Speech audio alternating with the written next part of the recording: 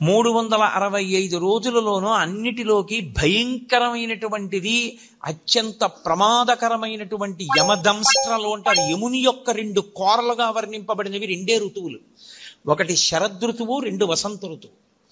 ఈ 2 ఋతువులు అత్యంత ప్రమాదకారులు. చాలా మంది ఈ ఋతువుల్లోనే పడిపోతారు కనుక అమ్మవారు ఏం చేసిందంటే, కొత్త సంవత్సరం చైత్రం ప్రారంభమై వసంత ఋతువు రాగానే పసిబిడ్డల దగ్గర నుంచి వృద్ధుల వరకు కాపాడడానికి అమ్మవారే అనుగ్రహ రూపంలో వేప చెట్టుకి పువ్వుగా వస్తుంది.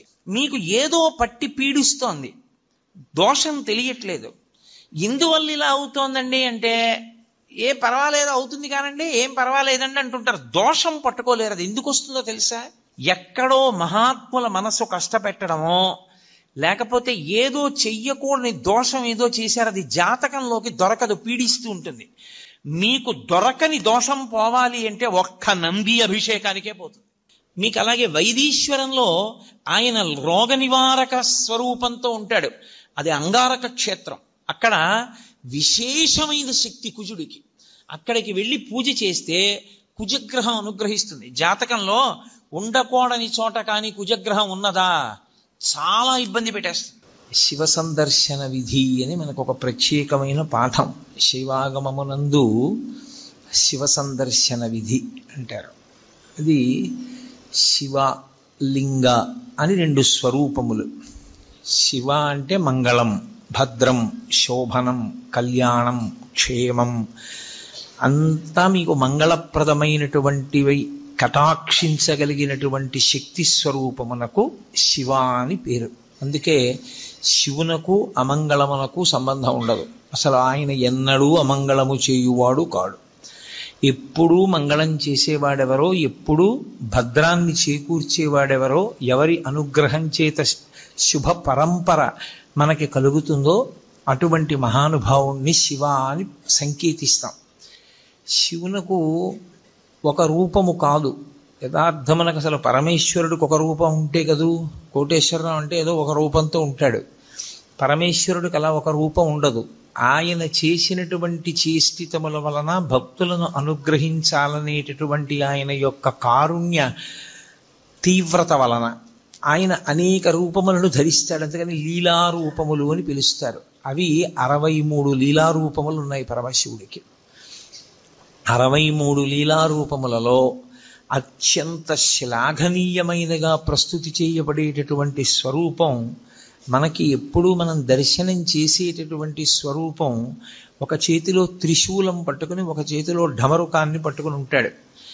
నటరాజస్వరూపంగా ఢమరుకాన్ని పట్టుకుంటాడు, ఒక్కొక్కచో శివస్వరూపంగా ఢమరుకాన్ని పట్టుకుంటాడు. ప్రధానంగా శివుడు అనేటప్పటికి పట్టుకునేది త్రిశూలం.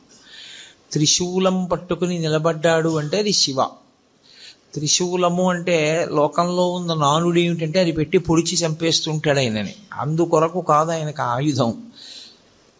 అది త్రైగుణ్యం శూలమేతస్య పరసు సత్యనిష్టత అని లింగపురాణ వ్యాఖ్య.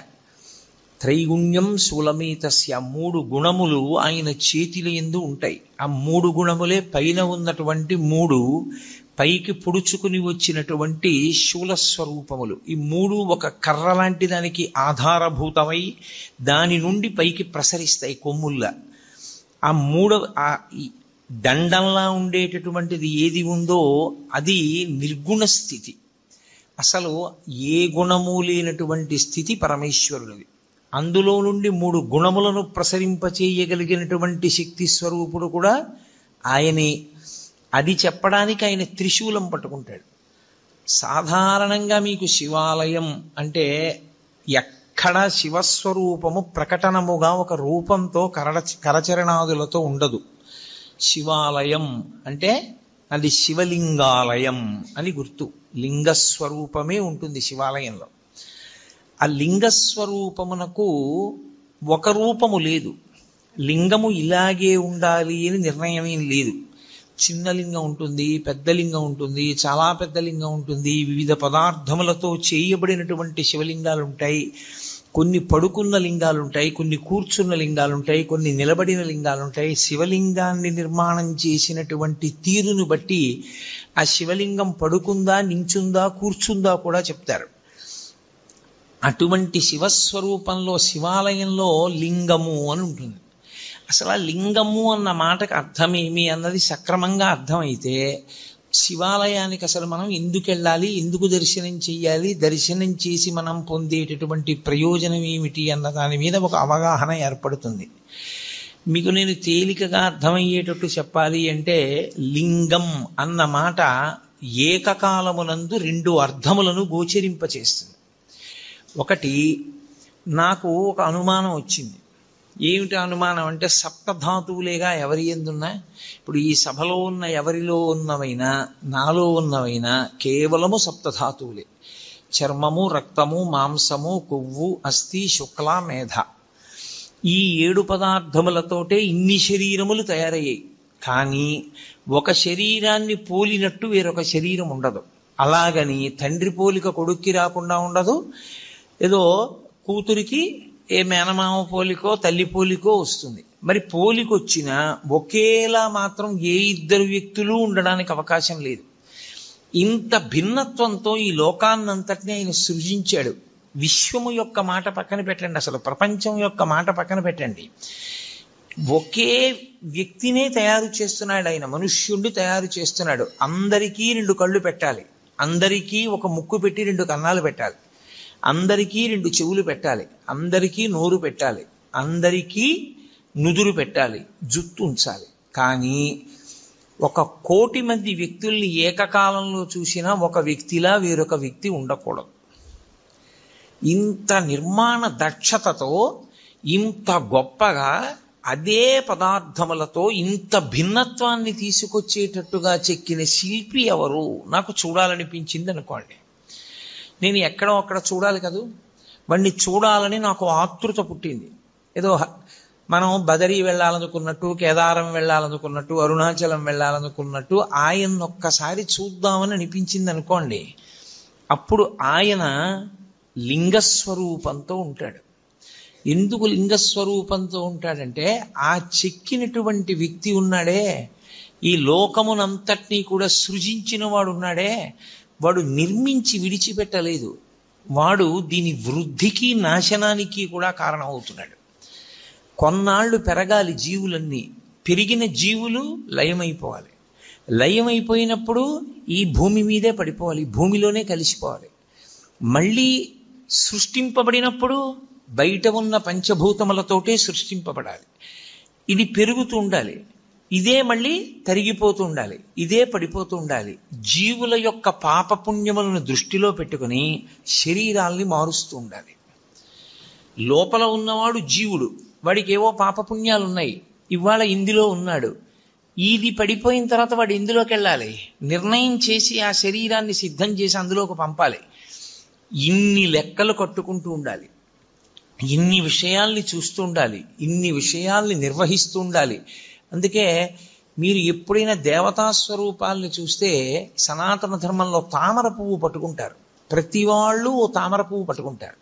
ఎందుకు ఆ తామర పువ్వు అంటే, తామర పువ్వు వికసనమునకు గుర్తు. వికసనము అంటే ఒక నిర్దిష్టమైనటువంటి వ్యూహముతో ఈ విశ్వము నిర్వహింపబడేటట్టుగా చేయగలిగినటువంటి ఏర్పాటు. భూమి తన చుట్టూ తాను తిరగాలి, తిరుగుతూ సూర్యుడి చుట్టూ తిరగాలి. భూమి తన చుట్టూ తాను తిరుగుతున్నప్పుడు ఒకే వేగంతో తిరగాలి, 24 గంటల్లో పూర్తి చెయ్యాలి. సూర్యుడి చుట్టూ తిరిగితే ఋతువులు ఏర్పడాలి, తన చుట్టూ తాను తిరిగితే రాత్రింబవళ్ళు ఏర్పడాలి. నక్షత్రములు భూమి కన్నా 1,00,00,000 రెట్ల పెద్దవైన మిణుక్కు మిణుక్కుమంటూ అంత దూరంలో అలాగే ప్రకాశిస్తూ ఉండాలి, స్వయం ప్రకాశకములై.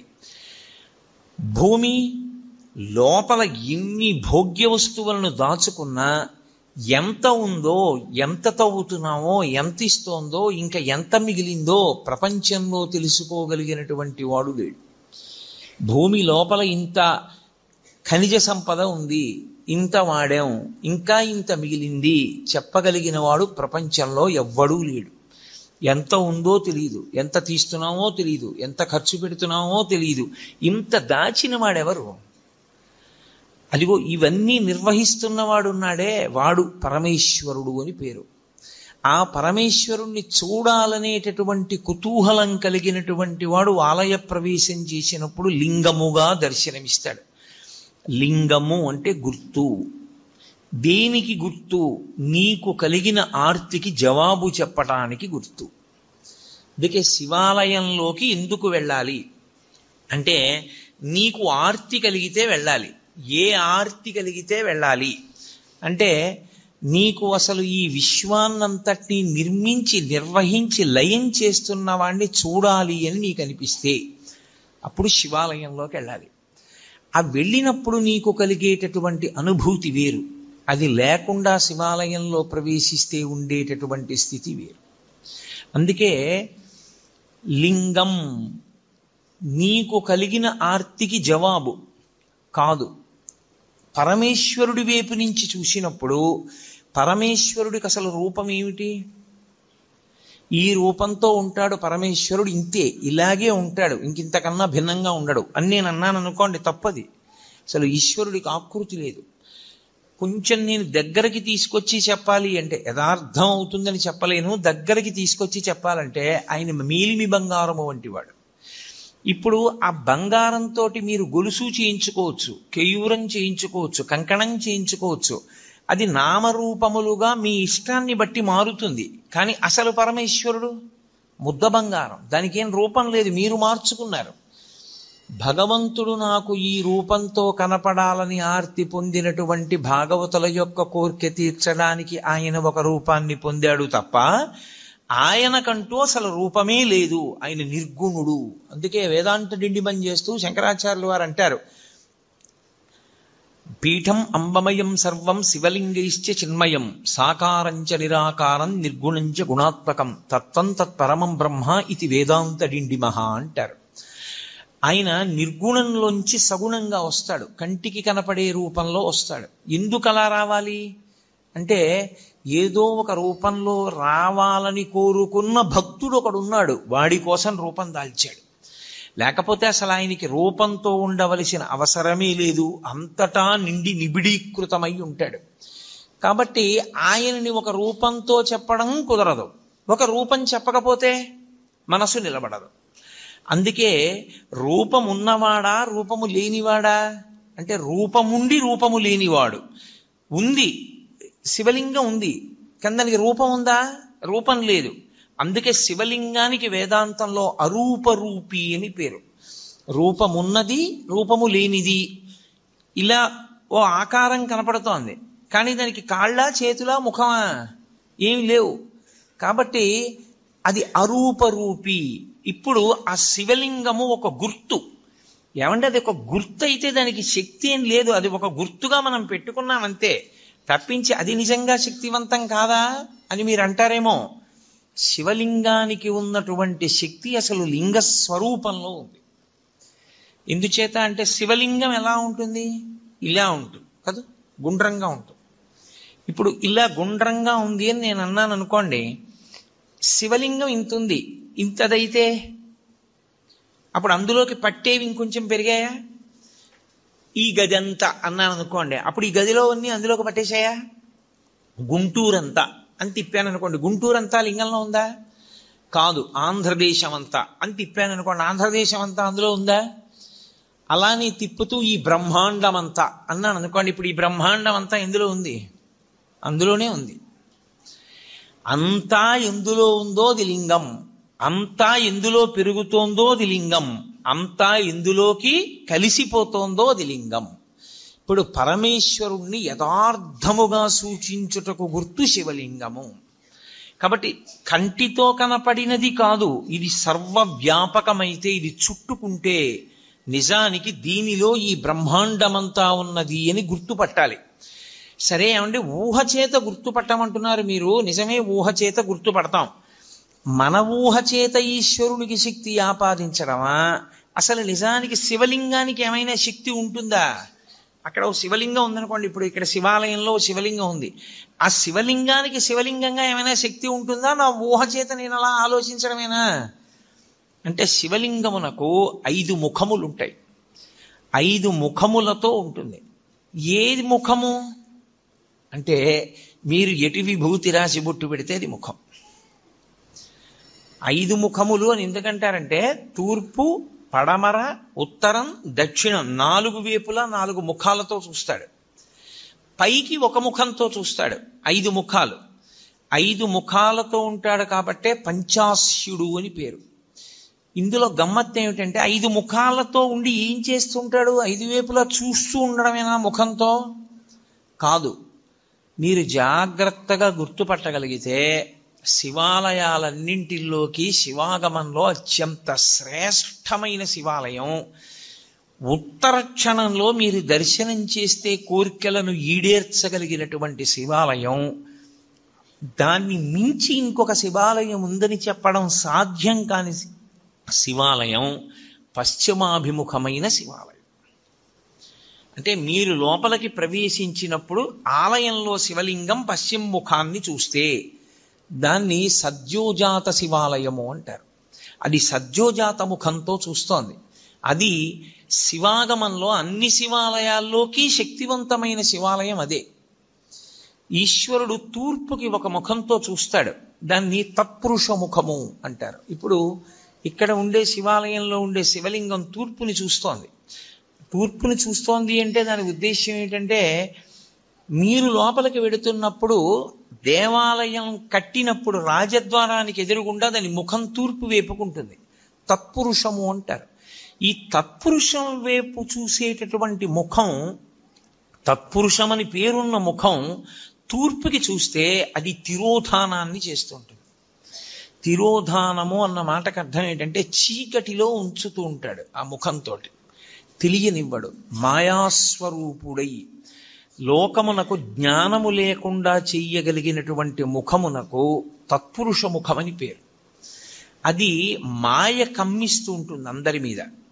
నేను దాని గురించి మీతో బాగా ప్రస్తావన చేసే ప్రయత్నం 5వ ముఖం చెప్పినప్పుడు చెప్తాను. అప్పుడు మీకు తేలికవుతుంది.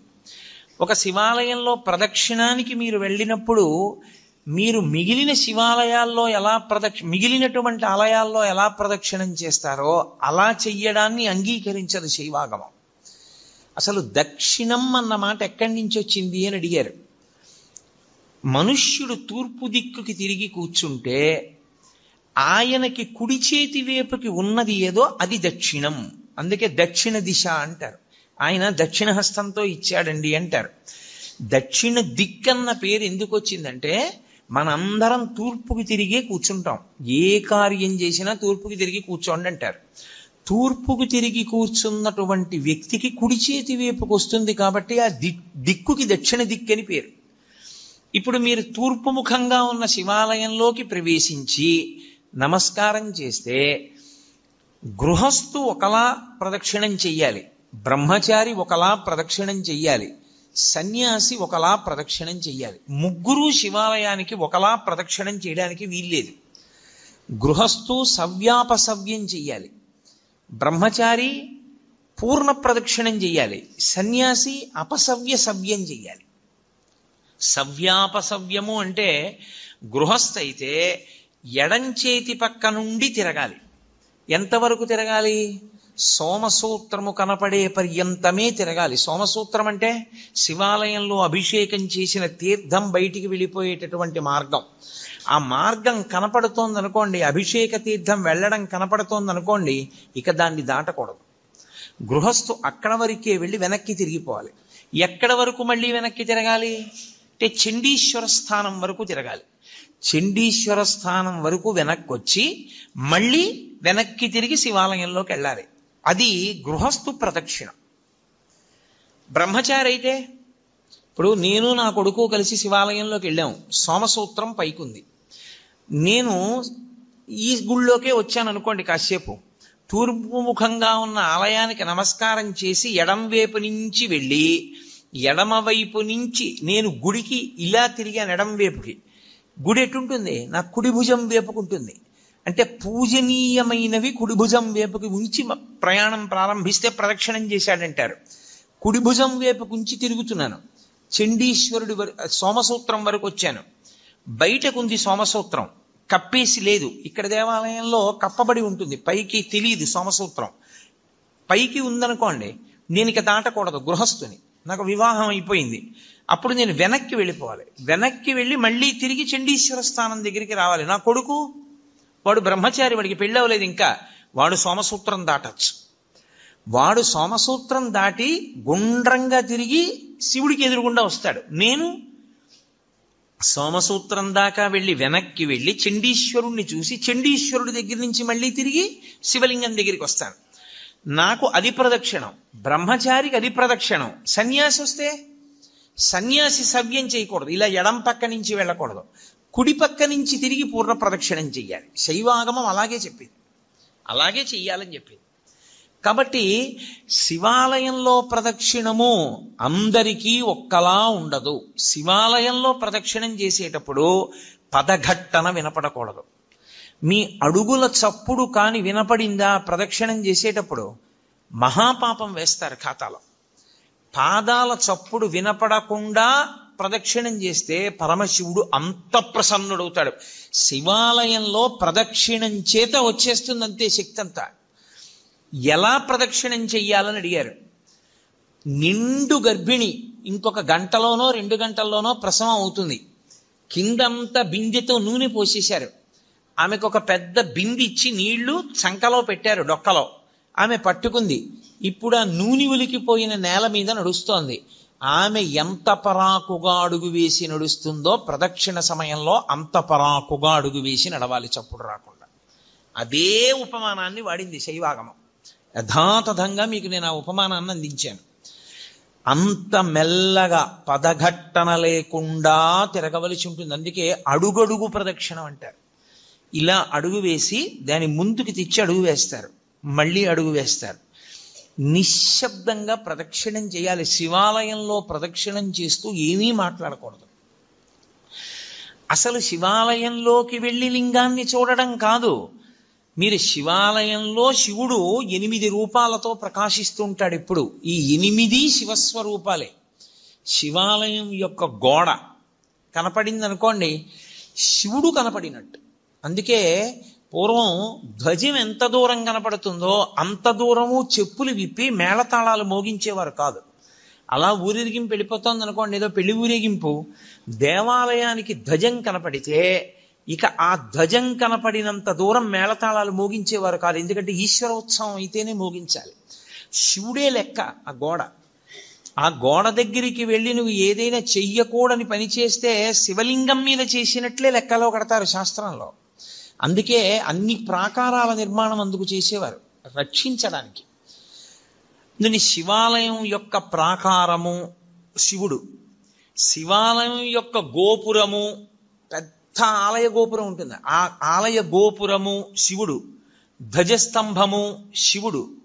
మీరు లోపలికి వచ్చిన తర్వాత శివలింగం ఉన్నటువంటి ఆలయ గోపురము శివుడు, లోపల ఉన్న శివలింగము శివుడు, అర్చక స్వామి శివుడు, చండీశ్వరుడు శివుడు, బలిపీఠము శివుడు.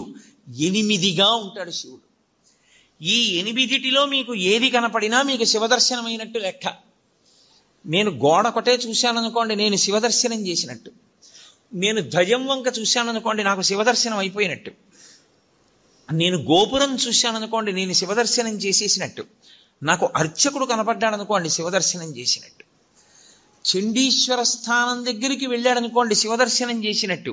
ఈ 8 చూశాడనుకోండి, పూర్ణంగా శివదర్శనం చేసినట్టు. ఎందుకంటే శివతత్వము ఎప్పుడూ అష్టమూర్తి తత్వంగానే వెడుతుంది. 8 అంకెకి కట్టుబడాలి శివతత్వం. అందుకని ఈ 8 యందు పరమశివుని యొక్క తేజస్సు ఉంటుంది. శివుడే 8గా ఉంటాడు. ఈ 8లో మీరు ఏది దర్శనం చేసినా శివాలయంలో శివదర్శనము చేసినట్లే. కాబట్టి ఇప్పుడు తూర్పున ఉన్నటువంటి ముఖం తత్పురుష ముఖం. ఈ తత్పురుష ముఖం వాయువు మీద అధిష్టానంగా ఉంటుంది. ఉండి లోకమునంతటినీ తిరోధానం చేస్తూ ఉంటుంది. తిరోధానము అన్న మాటకు అర్థం మీకు నేను బాగా తర్వాత చెప్తాను. మీరు ప్రదక్షిణం చేస్తూ ఇలా ఎడం పక్కకు వస్తే దక్షిణ దిక్కు వస్తుంది. దక్షిణాన్ని చూస్తూ దక్షిణామూర్తి ఉండాలి శివాలయంలో. శివాగమంలో దక్షిణాన్ని చూస్తూ దక్షిణామూర్తి ఉండకుండా శివాలయం కట్టకూడదు. ప్రదక్షిణం చేసేటప్పుడే దక్షిణామూర్తి కనపడాలి. దక్షిణామూర్తి దక్షిణాన్ని ఎందుకు చూస్తాడంటే ఆయన మృత్యుంజయుడు. ఆయన ఉత్తరాన్ని కూర్చుని దక్షిణాన్ని చూస్తాడు. మృత్యువును గూర్చినటువంటి భయము లేనివాడు ఆయన. ఆయన పాదములు పట్టుకుంటే మృత్యుభీతి పోతుంది, భయం పోతుంది. అందుకే దక్షిణామూర్తి స్వరూపం అసలు సమస్త ఐశ్వర్యము దగ్గర నుండి, చదువుల దగ్గర నుండి, మోక్షము వరకు దక్షిణామూర్తి ఇవ్వలేనటువంటిది లోకమునందు లేనే లేదు. అసలు మీకు నేను ఒక గొప్ప రహస్యం చెప్తాను. ధ్యానం చెయ్యడానికి అత్యంత యోగ్యమైనటువంటి స్వరూపం ఏదో తెలుసా?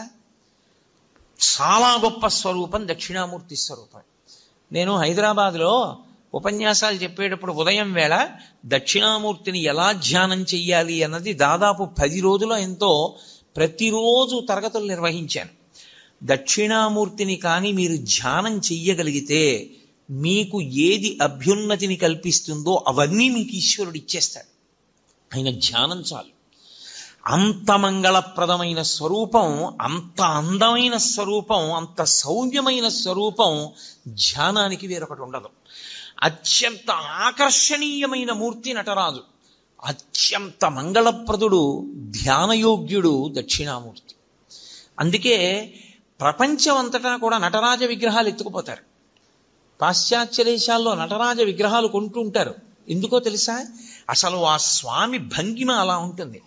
ప్రపంచంలో ఏ దేవతా స్వరూపంలోనూ కనపడనంత వేగం ఒక్క నటరాజుకే ఉంటుంది. అసలు అలా నటన చేసేటటువంటి వాడు మీకు ఎక్కడ ఇక సృష్టిలో కనపడడం. అంత వేగం ఉంటుంది నటరాజులో. అందుకు వాళ్ళు ఆ మూర్తులు ఎత్తుకుపోతూ ఉంటారు. ఎందుకంటే దొంగతనం చేసి కొంటూ ఉంటారు. అసలు ఆ రూపం ఎలా వచ్చిందని వాళ్ళు అధ్యయనం చేస్తారు. ఇప్పుడు నాకు చాలా పెద్ద జుత్తు పెంచుకున్నాడు అనుకోండి, ఇలాగా నేను ఇలా అన్నాను అనుకోండి, నా జుత్తు అంతా ఇటు ఎగురుతుంది. నేను అంతే వేగంగా ఇలా అన్నాను అనుకోండి, ఆ జుత్తు ఇటు ఎగురుతుంది. నేను ఇలా అన్న జుత్తు ఇటు పడే లోపల ఇలా అంటే మళ్ళీ ఇటు జుత్తు ఇటు, ఇటు జుత్తు ఇటు ఉండేటట్టుగా తలని అంత వేగంగా తిప్పుతున్నాను అనుకోండి, అంటే ఈ జుత్తు ఇటు పడదు, అసలు ఈ జుత్తు ఇటు పడదు. ఇది ఇటిలా లేచి ఉంటుంది, ఇటిలా లేచి ఉంటుంది. తలని నిలబెట్టి ఉంచలేదు, తిప్పుతున్నాను. అంత వేగంగా తిప్పుతున్నానంటే ఈ జుత్తు ఇటు పడడానికి కానీ ఈ జుత్తు ఇటు పడడానికి కానీ ఆస్కారం లేదు. ఇది ఇలా నిలబడిపోయి ఉంటాయి. అందుకే మీరు నటరాజస్వామి మూర్తిని చూస్తే ఇక్కడ కాదు, కాంచీపురంలో ఏకాంబరేశ్వర దేవాలయంలో ఉంటుంది మహానుభావుడి యొక్క దేవాలయం. మీరు అక్కడ చూడాలి. ఈ జుత్తు ఇలా ఉంటుంది, ఈ జుత్తు ఇలా ఉంటుంది. మీరు ఎప్పుడైనా నటరాజస్వామి మూర్తిని చూసి ఉంటారు, ఇంటికెళ్ళి మీ దగ్గర ఉంటే బాగా చూడండి. జుత్తు ఇలా ఉండదు, ఉండి కిరీటం పెట్టుకోడు, ఇది ఇటు ఇది ఇటు ఎగురుతూ ఉంటుంది. అంటే నటరాజులో ఉన్నటువంటి వేగం, ఆ వేగం ఎక్కడిది అన్నదాన్ని ప్రయత్నం చేశారు. అసలు ఈ సృష్టిలో కదలికలలో ఉన్నటువంటి వేగాన్ని నటరాజులో చూపించారు.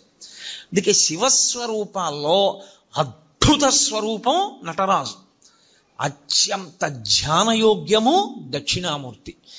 చిన్న పిల్లలు ఇంట్లో ఉంటే చిన్న పిల్లల దగ్గర నుంచి రేపో మాపో వెళ్ళిపోతాడనుకున్నంత పెద్ద వయస్సున్నవాడి వరకు దక్షిణామూర్తి స్వరూపము ధ్యానయోగ్యమే. మిగిలిన ఏ రూపాలు, ఏ దేవతా స్వరూపాలు మీకు అలా ధ్యానయోగ్యములు కావు. అన్ని వేళలా మీరు ఒకే రూపాన్ని, బ్రహ్మచారి, గృహస్థు, వానప్రస్థు, సన్యాసి, నలుగురు ఒకే రూపాన్ని ఆరాధన చేయడం కుదరదు. నేను మీకు ఒక ఉదాహరణ చెప్పాలంటే, కృష్ణ పరమాత్మని నేను ధ్యానం చేశాను అనుకోండి, నేను గృహస్థుని కనుక ఆవు దూడ పక్కన ఉన్నటువంటి త్రిభంగి అయిన కృష్ణుండే నేను ధ్యానం చేయాలి. ఆవు దూడ లేని కృష్ణుణ్ణి సన్యాసి ఉపాసన చేయాలి. మారిపోతుంది. అందరూ ఒకలా చేయడానికి వీల్లేదు. అదే త్రిభంగి స్వరూపం అయిన దక్షిణామూర్తి స్వరూపం. చిన్నపిల్లలు దక్షిణామూర్తిని ఎంత ధ్యానం చేస్తారో అంత జ్ఞాపక శక్తి, అంత గొప్పగా స్ఫురణ శక్తి పెరుగుతాయి. ఐశ్వర్యం కావాలనుకున్నవాడు దక్షిణామూర్తిని రోజు ధ్యానం చేస్తే అంత ఐశ్వర్యం. ఆరోగ్యం కావాలనుకున్న వాడికి ఆరోగ్యం, జ్ఞానం కలగాలనుకున్న వాడికి జ్ఞానం. నేను మీకు యథార్థం చెప్పాలంటే, మీకు ప్రతిరోజు 1-2 నిమిషాలు దక్షిణామూర్తిని ధ్యానం చేయడం అలవాటైతే మోక్షము కరతలామలకము. అంత్యమునందు పరమేశ్వరుడే మీకు జ్ఞాపకం వచ్చి మోక్షానికి వెడతాడు. అంత గొప్ప స్వరూపం దక్షిణామూర్తి స్వరూపం. అది శైవాగమంలో మీరు దక్షిణ దిక్కుకి వెళ్ళగానే దక్షిణాన్ని చూస్తూ కనపడాలి ఆయన. కనపడగానే మీరు అభిముఖంగా ఉండకూడదు. మీరు ఇటు పక్కకెడితే తూర్పు ముఖం చేస్తారు. తూర్పు ముఖం చేసి మీరు ఆయన పాదాల వంక చూసి నమస్కారం చెయ్యాలి. ఇక్కడ మీరు చాలా అదృష్టవంతులు. ఇక్కడ ఉన్నటువంటి శివాలయంలో ఆగమానికి సరిపోయేటట్టుగా అద్భుతమైనటువంటి దక్షిణామూర్తి స్వరూపం ఆ శివాలయానికి ప్రదక్షిణం చేసేటప్పుడే దక్షిణంలో ఉంది. చాలా శివాలయాలు ఇవాళ రేపు కడుతున్నటువంటి శివాలయాలలో అసలు ఆ వైభవం లేదు. అంత గొప్ప స్వరూపం దక్షిణామూర్తి స్వరూపం. ఈ దక్షిణ దిక్కుకి చూసేటటువంటి మూర్తి దక్షిణామూర్తిగా మనల్ని చూడమని చెప్తారు. అన్నీ మీకు ఇస్తాడు. కానీ శివలింగం యొక్క దక్షిణానికి చూసేటటువంటి ముఖానికి అఘోరమని పేరు. అది అగ్నిహోత్రానికి అంతటికి అధిష్టానమై ఉంటుంది. ఉండి ఈ సమస్త ప్రపంచాన్ని లయం చేసేది అదే. అందరు జీవుల్ని పడగొట్టి తనలో కలుపుకునేటటువంటి తత్వమున్నటువంటి పరమేశ్వర స్వరూపం దక్షిణాన్ని చూసేటటువంటి అఘోర స్వరూపం. అందుకే శివాలయానికి ప్రదక్షిణం చేస్తే నియమం వేరు. మీరు ఏదో ఇలా తిరగడానికి వీల్లేదు శివాలయంలో. ఇప్పుడు మీరు ఇక్కడున్న శివాలయంలోకే వెళ్ళారనుకోండి, మీకు బాగా అర్థమయ్యేట్టు నేను చెప్పాలంటే, మీరు లోపలికి వెళ్ళి చూడగానే చేతులు జోడించి ఓం తత్పురుష ముఖాయ నమః అనాలి.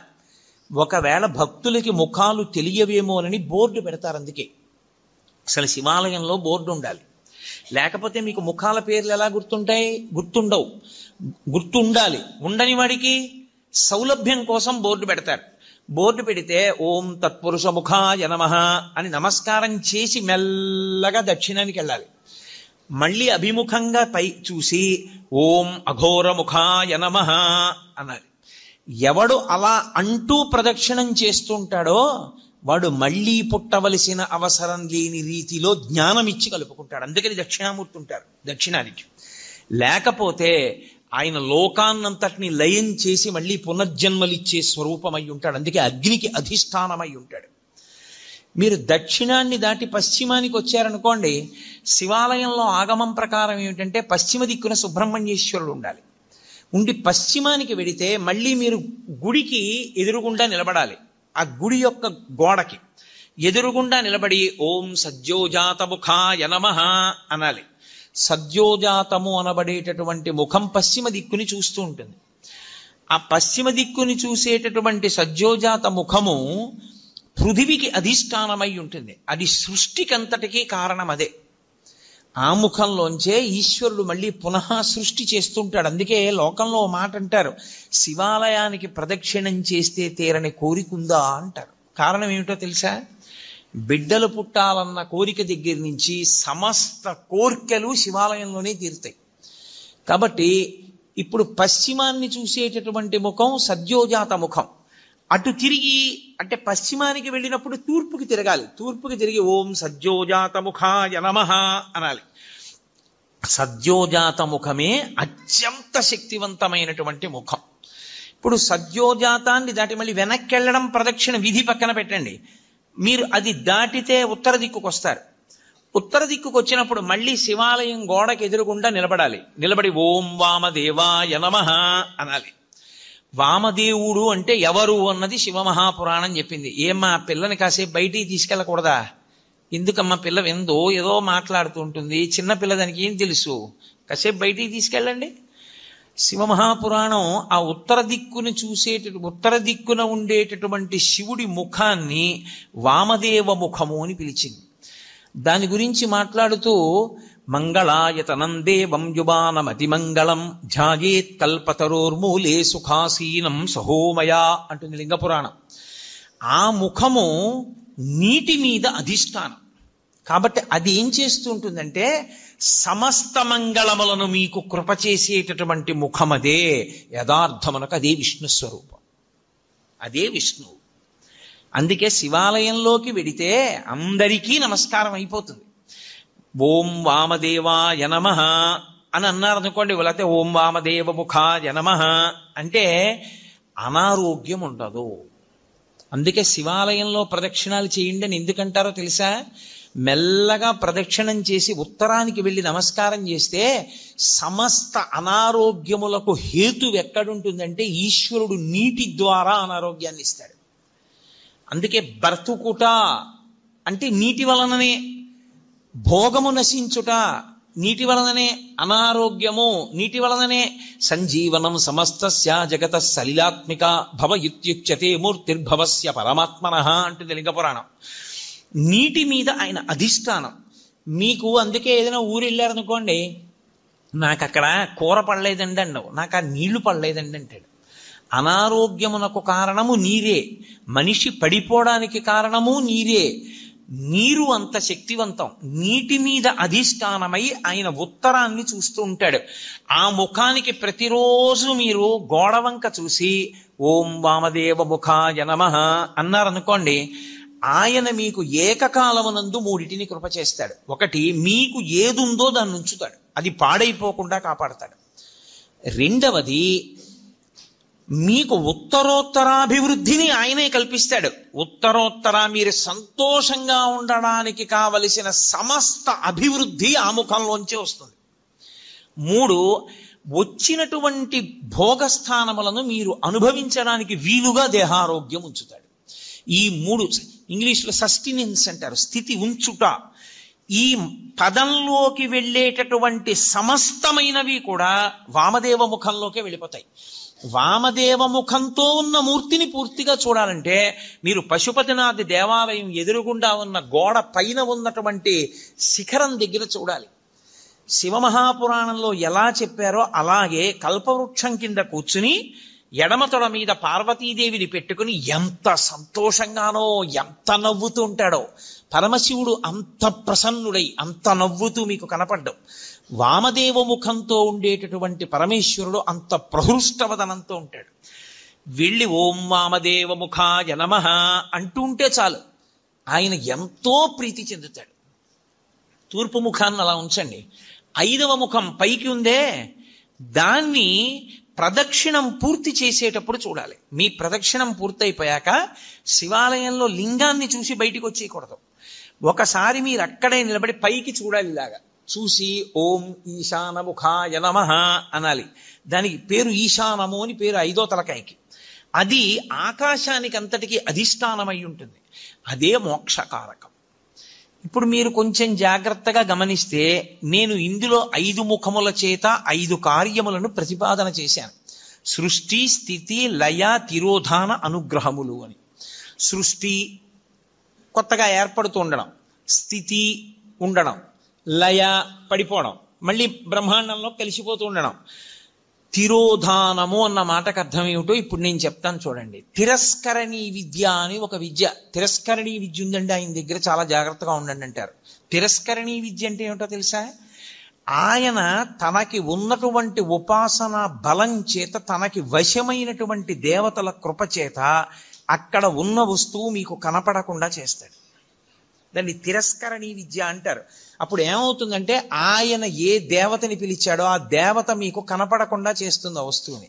చిన్న చిన్న దేవతల్ని పట్టుకుంటారు, పట్టుకుని ఉపాసన చేస్తారు. చేస్తే తిరస్కరణీ విద్య స్వాధీనం అయిపోతుంది. తిరస్కరణి ఎంత గొప్పదో అలాగే అవతల వారిని వశీకరణం చేస్తారు. వాళ్ళు ఎప్పుడూ ఇంకా వాళ్ళకే వశవర్తులైపోతారు. అలా వశీకరణ విద్య, ఇవన్నీ విద్యలు ఉంటాయి. ఇందులో తిరస్కరణీ విద్య అక్కడ ఉన్నది కనపడదు, కనపడకుండా చేస్తాడు. అక్కడది ఉన్నది కనపడకుండా చెయ్యడం తిరస్కరణీ విద్య అయితే, తిరస్కరణి ఎక్కడి నుంచి వచ్చిందో తెలుసా? తిరోధానము. తిరోధానము అంటే ఉన్నది కనపడకుండా లేనిది ఉన్నట్టు కనపడుతుంది. చూసారా, మాంత్రికుడు మాయ చేశాడండి అంటారు. అదే తిరస్కరణీ విద్య.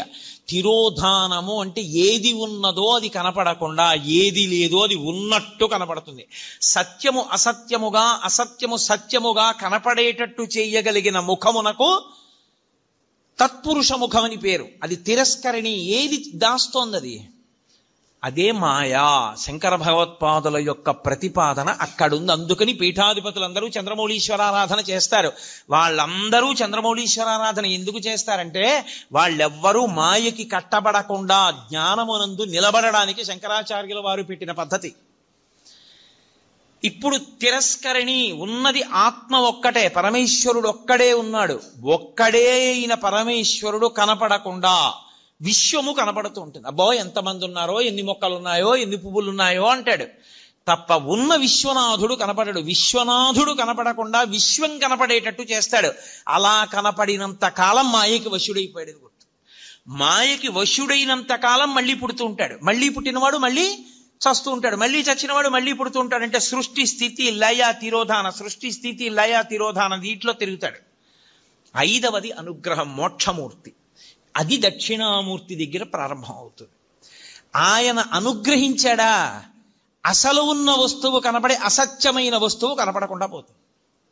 అసత్యమైన వస్తువు కనపడకుండా పోవడం అంటే మీకు యథార్థము ఎరుకలోకి వస్తుంది. ఎవరే ఇది నేను కాదురా, ఇది నేను తొడుక్కున్నటువంటిది ఈ శరీరం. అసలు నేను లోపల ఉన్న అహంస్ఫురణ, లోపల ఉన్న ఆత్మ నేను, ఆ ఆత్మ సర్వవ్యాపకమై ఉన్నది. అందుకే అందరూ నేను నేను నేను అంటున్నారు. మా ఎక్కడి నుంచి వచ్చింది? అందులో ఉన్న నేను ఒకటే, ఇందులో ఉన్న నేను ఒకటే. నాకు ఆకలేస్తోంది నేను అన్నప్పుడు నేను బాధపడుతున్నాను అంటే నిజానికి అందులో ఉన్న నేను బాధ ఏదో, ఇందులో ఉన్న నేను బాధ అదే. కానీ ఇందులో నేను అనేటప్పటికి అందులో నేను నేననదు, నువ్వు అంటుంది. ఇక్కడ నేనే అక్కడ నేనై ఉన్నా ఆ నేను ఈ నేను కలిపి ఒకటే అని అనుభవంలోకి వచ్చిందనుకోండి, తిరోధానం పోయిందని గుర్తు. నేను నువ్వు అందనుకోండి, తిరోధానమనందు ఉన్నాడని గుర్తు. అంటే ఈశ్వరుడు మాయ కమ్మిస్తున్నాడని గుర్తు, అంటే మళ్ళీ పుడతాడని గుర్తు. ఈశ్వరుడిది తీసేసి జ్ఞానం ఇచ్చేశాడు, అద్వైత భావన యందు నిలబడిపోతాడు. రెండవ వస్తువు లేదు, ఉన్నదొక్క పరమేశ్వరుడే. ఎరుకలోకి వచ్చేస్తుంది. ఆ ఎరుకలోకి వచ్చిందా మోక్షము. 5వ ముఖం మోక్షాన్ని ఇస్తుంది, ఊర్ధ్వముఖం. అందుకే శివలింగానికి మాత్రమే పృష్ఠభాగంలో కూర్చుని పూజ చెయ్యకూడదన్న నియమం లేదు. ఇప్పుడు మీరు రామాలయంలోకి వెళ్ళారనుకోండి, రామాలయంలో ఎదురుగుండా కూర్చుని పూజ చేస్తారు, అంటే పక్కకు కూర్చుని పూజ చేస్తారు.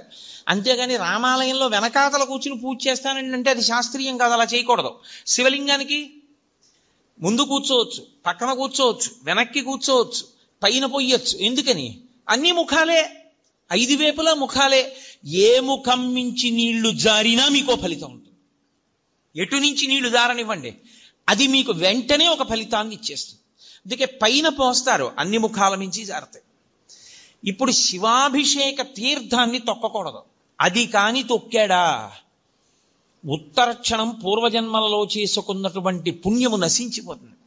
మరి ఎలా, ఎవరు చేస్తారు అభిషేకం? అందుకే ఒక్కరికి మాత్రమే అధికారం ఇచ్చి ఆయన్ని శివస్వరూపంగా గుర్తిస్తారు. గుర్తించి ఆయనకి దీక్ష ఇచ్చి ఎవరు ఆ ప్రత్యేకమైన దీక్ష యందు ఉంటాడో వాడికొక్కడికే అభిషేకం చేసేటటువంటి అధికారం ఉంటుంది. కొంతమంది గృహస్థులుగా ఉంటారు, దేవాలయాల్లో అర్చకత్వం చెయ్యరు, కానీ వారికి ప్రత్యేకమైన దీక్షలు ఉంటాయి. ఆ దీక్ష ఉన్నవాడు ఆలయంలోకి వెళ్ళి అభిషేకం చేయొచ్చు, ఏమీ దోషం ఉండదు. తప్ప అందరూ అభిషేకాన్ని శివాలయంలోకి వెళ్ళి చెయ్యకపోవడానికి కారణం అదే. నిజానికి మేము బ్రాహ్మణం అండి, అందుకని మేము లోపలికి వెళ్ళి అభిషేకం చేసుకుంటామని వెళ్లకుండా ఉండడమే మంచిది. అలా వెళ్ళకూడదు. శాస్త్రం శాస్త్రం, నేను శాస్త్రం ఒక్కటే చెప్తా, పై మాటలు మాట్లాడడం నా జన్మలో నాకు అలవాట్లేదు. లోపలికి వెళ్ళి చెయ్యవలసిన వాడు అర్చకుడు ఒక్కడే. నీకు శాంభవ దీక్ష లాంటి దీక్షలుంటే నువ్వు వెళ్ళడానికి అర్హుడు. అటువంటి దీక్ష నీకు లేకపోతే నువ్వు లోపలికి వెళ్ళి అభిషేకం చేయడం మంచి పద్ధతి కాదు. అర్చకుడే చెయ్యాలి. నువ్వు తొక్కుతావు అనవసరంగా, లేనిపోని ఇబ్బందులన్నీ వస్తాయి. ఎందుకని తెచ్చుకోవడం? కాబట్టి శివాలయము 5 ముఖములతో ఉండి 5 మీద అధిష్టానంగా ఉంటుంది. ఇదే అమ్మవారి పరంగా చెప్పారనుకోండి, పంచకృత్య పరాయణ, ఈ 5 అమ్మవారు చేస్తుందంటే. అందుకే ఒకచో అమ్మవారు చేస్తుంది, ఆవిడ నిర్వహిస్తుంది, అప్పుడు మధురై అంటారు. మీనాక్షి అన్నీ చేస్తుంది, సుందరేశ్వరుడు ఊరుకుంటాడు. అలాగే చిదంబరం పరమేశ్వరుడు చేస్తాడు, అమ్మవారు ఊరుకుంటుంది. అందుకే ఎక్కడ ఉండేటటువంటి తత్వము అక్కడ ఉంటుంది. కాబట్టి అమ్మవారు చేస్తుంది, అయ్యవారు చేస్తారు ఈ పంచకృత్యములను. శైవ సిద్ధాంతమునందు ఈ 5 పరమశివుడు చేస్తాడు అని మనం శివ సందర్శన విధి యందు శైవాగమం చెప్తుంది. అందుకుని అలా చూడాలి. శివాలయంలోకి వెళ్ళినప్పుడు శివలింగాన్ని 3 మూర్తులుగా చూడవలసి ఉంటుంది. స్థూలలింగము, సూక్ష్మలింగము, భద్రలింగము అని 3. స్థూలలింగము అంటే ఆలయం యొక్క గోపురం. అందుకే శివాలయంలోకి వెళుతూనే ఏవీ మాట్లాడవద్దు అని చెప్తారు. నువ్వు ఇవన్నీ చూస్తూ వెళ్ళు. ఆలయ శిఖరం వంక చూస్తే స్థూలలింగాన్ని చూసినట్టు, ఆలయంలో ఉన్న శివలింగాన్ని చూస్తే సూక్ష్మలింగాన్ని చూసినట్టు, బలిపీఠాన్ని చూస్తే భద్రలింగాన్ని చూసినట్టు. బలిపీఠము అంటే ఉగ్రభూతములు తిరుగుతుంటాయి వాతావరణంలో, వాటిని మీరు దేవాలయంలో భక్తుల్ని ఇబ్బంది పెట్టవద్దని కొంచెం అన్నం తెచ్చి బలిహరణ మంటపం మీద పెడతారు. అవి తింటాయి, ఆ మంటపం మీద ఉన్న అన్నం తింటాయి, అవి భక్తుల జోలికి రావు. ఆ బలిపీఠాన్ని చూస్తే భద్రలింగ దర్శనం చేసినట్టు. మీరు ఎప్పుడైనా గమనించారో లేదో, ఒక్క శివలింగానికే ఒక ప్రత్యేకమైన గుర్తు ఒకటి ఉంటుంది. మీరు ఎప్పుడైనా చూడండి, అన్ని శివలింగాల మీద ఉండదు అలాగా. మీరు కొన్ని శివాలయాల్లోకి వెళ్ళినప్పుడు శివలింగం దగ్గరికి వెళితే దాని మీద కొన్ని గీతలు ఉంటాయి ఇలాగా. అది ఏమిటో తెలుసా గీత? అలా గీత ఎందుకు ఉంటుందో తెలుసా ఎవరికైనా? అలా గీత ఉంటే దాన్ని బ్రహ్మసూత్రము అని పిలుస్తారు. అలా గీత ఉంది అంటే నీ అదృష్టం పండి నువ్వు అక్కడికి వెళ్ళావని గుర్తు. 1000 మాటలు ఓ శివాలయంలోకి వెడితే నీకు ఎంత ఫలితమో, అలా గీతలు ఉన్నటువంటి శివలింగం ఉన్న గుళ్ళోకి వెడితే అంత ఫలితం. విశేషమైన ఆరాధనీయమో అని గుర్తు. అలాంటి శివలింగం ఉన్న గుడిలోకి వెడితే తప్పకుండా మీరు మీ ద్రవ్యాన్నో, మీ బలాన్నో, మీ సంపత్తినో, మీ పాటనో, మీ పద్యాన్నో, మీ కష్టాన్నో అక్కడ వినియోగించాలి. శివలింగం మీద గీతలు కనపడ్డాయనుకోండి, బ్రహ్మసూత్రం ఉందనుకోండి, బయటికి వచ్చి కాళహస్తీశ్వర శతకంలో 2 పద్యాలు చదవాలి. బయటికి వచ్చి మీకు వచ్చిన శ్లోకాలు 2 చెప్పాలి. పాటలు వచ్చిన వాళ్ళైతే 2 పాటలు పాడాలి. బలం ఉన్న వాడివైతే పల్లకి పట్టుకోవాలి, లేదా గుడి కొంచెం సేపు తుడిచి వెళ్ళిపోవాలి. నీ దగ్గర డబ్బున్న వాడివైతే వెంటనే ఆ శివాలయంలో నువ్వు 100 రూపాయలు ఖర్చు పెట్టేవాడివి, బ్రహ్మసూత్రం ఉన్న శివలింగం ఉంటే 1000 రూపాయలు ఖర్చు పెట్టాలి. ఎందుకంటే నీ జన్మ పడ్డి అక్కడికి వచ్చావని గుర్తు. అది 1,000,000 రెట్ల ఫలితాన్ని ఇచ్చేస్తుంది. ఒక రుద్రాభిషేకం ఒక చోట చేస్తే ఏ ఫలితమో, బ్రహ్మసూత్రం ఉన్న శివలింగానికి చేస్తే 1,000,000 రెట్లు విశేష ఆరాధనా ఫలితముని ఇచ్చేస్తుంది ఆ శివలింగం. అలా ఇవ్వగలిగిన శివలింగం అని గుర్తు చెప్పడానికి వచ్చిన వాళ్ళకి బ్రహ్మసూత్రం ఉంటుంది దాని మీద. అది చెక్కినప్పుడే ఆ బ్రహ్మసూత్రం చెక్కుతారు. బ్రహ్మసూత్రం ఉన్నది మీకు పరాకు చెప్పినట్టు శివలింగం మీద. జాగ్రత్తగా ఉండు సుమా. తేతలి అని ఒక గ్రామం. మహానుభావుడు రాజరాజ నరేంద్రుడు వెళ్ళిపోతుంటే ఒక పాము అడ్డొచ్చింది, వెళ్ళనివ్వాల సైన్యాన్ని. ఏమిటి ఇలా అడ్డొచ్చిందని చెప్పి తెల్లవారుదామున వెళ్ళి చూశాడు. అద్భుతమైనటువంటి శివలింగం, దాని మీద ఉంటుంది బ్రహ్మసూత్రం. నేను ఎన్నో దేవాలయాల్లో చూసా బ్రహ్మసూత్రం ఉన్న శివలింగాల్ని. బ్రహ్మసూత్రం ఉన్నది మీ అదృష్టం పండిపోయిందని గుర్తు. మీరక్కడికి వెళ్ళి అపచారం చేసినా అంతే, 1,000,000 రెట్లే. మీరు అక్కడికి వెళ్ళి ఏమీ చేయలేదు, కూర్చొని శివ శివ శివ శివ అనుకుని వచ్చేశారు. శివ శివ శివ శివ 4 మార్లు మీరంటే 4 కోట్ల మార్లు మీరు శివనామం చెప్పారని వేస్తారు. బ్రహ్మసూత్రం ఉన్న దేవాలయంలో ఏది చేసినా 1,000,000,000 అని గుర్తు. నేను మాటకంటున్నాను, దానికి లెక్క లేదు అసలు. విశేష అని శైవాగమం అంత గొప్పది బ్రహ్మసూత్రం ఉన్నది. అందుకే శివాలయంలోనే 2 సూత్రాలు ఉంటాయి, సోమసూత్రము బ్రహ్మసూత్రము. ఈ 2 ఉంటాయి. శివాలయం ఒక్కదానికే ఒక విశేషం ఉంటుంది. శివాలయంలో పరమేశ్వరుడు చెట్టు రూపంలో ఉంటాడు ఒక్కొక్క చోట. ఇక్కడ మారేడు చెట్టు కాశీ నుంచి తెచ్చి వేశారు అంటారు. అది ఎవరు వేశారండి? అది ఒక్కొక్క చోట పరమశివుడు, దేవాలయంలో ఉన్నటువంటి పరమేశ్వరుడు బయటికి వచ్చి చెట్టు రూపంలో నిలబడతాడు, కదులుతూ ఉంటాడు. మీరు పరమశివుడిని ఇలా ముట్టుకోవడం మీకు సాధ్యం కాదు, సంభవం కాదు, ముట్టుకోలేరు. కానీ ఒక్కొక్క చోట స్థల వృక్షము అన్న పేరుతో ఉంటాడు. అక్కడ లోపల ఉన్న శివుడే బయట చెట్టు రూపంలో ఉంటాడు. నేను మీకు ఉదాహరణ చెప్పాలంటే, కాంచీపురం ఏకాంబరేశ్వర దేవస్థానంలో మామిడి చెట్టు రూపంలో ఉంటాడు. లోపల శివలింగం ఎంత గొప్పదో పృథివీలింగం చెట్టు ఎంత గొప్పది. అలాగే వైదీశ్వరం వేప చెట్టు రూపంలో ఉంటాడు. ఎందుకంటే అక్కడ పేరే వైదీశ్వరం. ఆయన రోగ నివారణ చేస్తూ ఉంటాడు. రోగ నివారణ చెయ్యడానికి యోగ్యం వేప చెట్టు. అమ్మవారు అనుగ్రహించింది. 365 రోజులలోనూ అన్నిటిలోకి భయంకరమైనటువంటిది, అత్యంత ప్రమాదకరమైనటువంటి యమదంస్ట్రలు అంటారు. యముని యొక్క 2 కోరలుగా వర్ణింపబడినవి 2 ఋతువులు. ఒకటి శరదృతువు, 2 వసంత ఋతువు.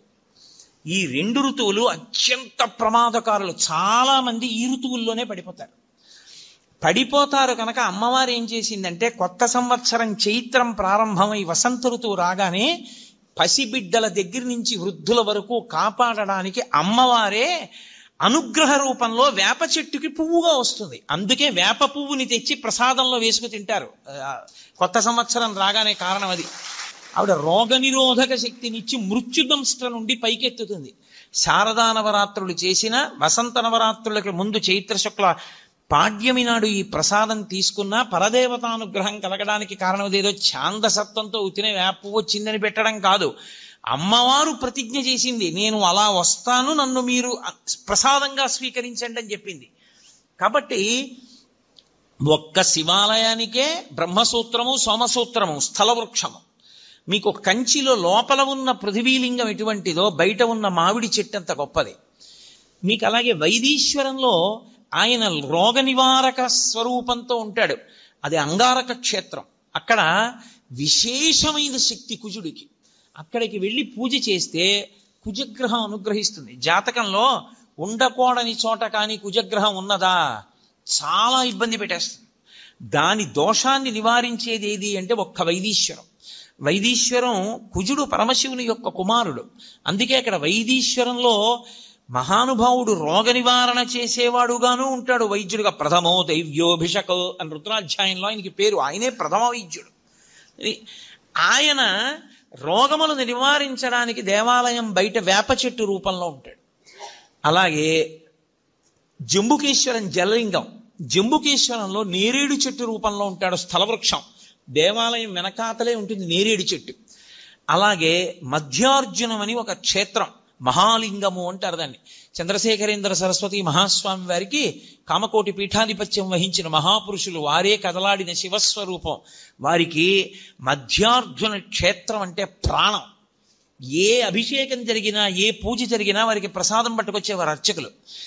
మధ్యార్జునం ఇప్పటికీ అక్కడ ఒక మాట చెప్తారు, మధ్యార్జున క్షేత్రంలో అభిషేకం చేస్తే, శ్రీకాళహస్తి క్షేత్రంలో దక్షిణామూర్తి ఎదురుగుండా ఉంటుందో శివలింగం, మీకు 4 వైపులా గోడలుండి పైన ఆచ్ఛాదన ఉండదు, కప్పీరు, పైన కప్పు ఉంటుంది శివాలయాలకి. ఒక్క దక్షిణామూర్తి ఎదురుగుండా ఉన్నటువంటి శివలింగాన్ని మహామృత్యు దోష నివారక లింగము అంటారు, మృత్యుంజయ లింగము. దానికి ఆచ్ఛాదన ఉండదు.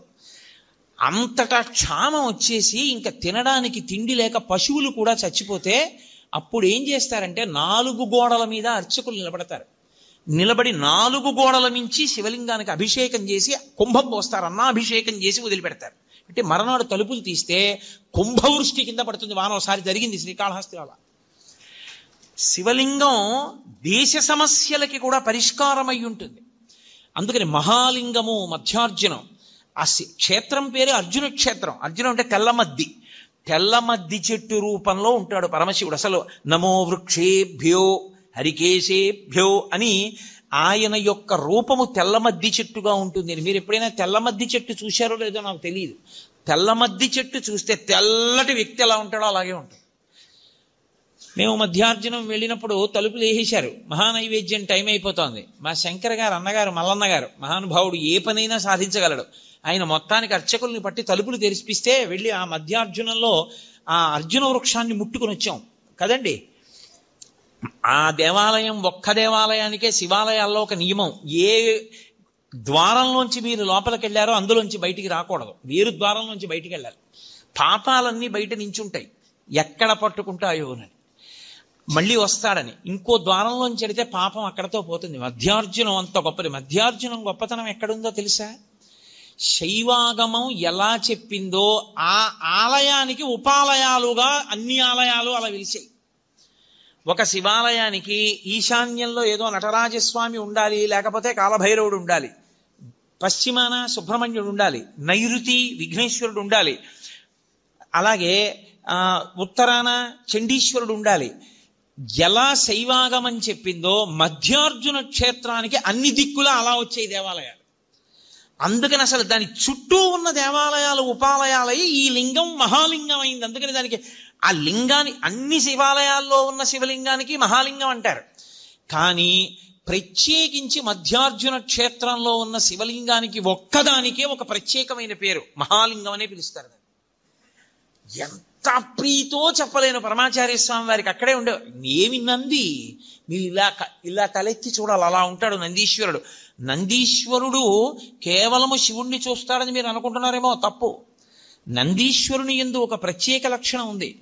ఆయన విశేషానుగ్రహాన్ని మీకు ఇస్తాడు. ఏమిటో తెలుసా? మీకు ఏదో పట్టి పీడిస్తోంది, దోషం తెలియట్లేదు. ఎందువల్ల ఇలా అవుతోందండి అంటే, ఏ పర్వాలేదు అవుతుంది కానండి, ఏం పర్వాలేదండి అంటుంటారు. దోషం పట్టుకోలేరు. అది ఎందుకు వస్తుందో తెలుసా? ఎక్కడో మహాత్ముల మనసు కష్టపెట్టడమో, లేకపోతే ఏదో చెయ్యకూడని దోషం ఏదో చేశారు, అది జాతకంలోకి దొరకదు, పీడిస్తూ ఉంటుంది.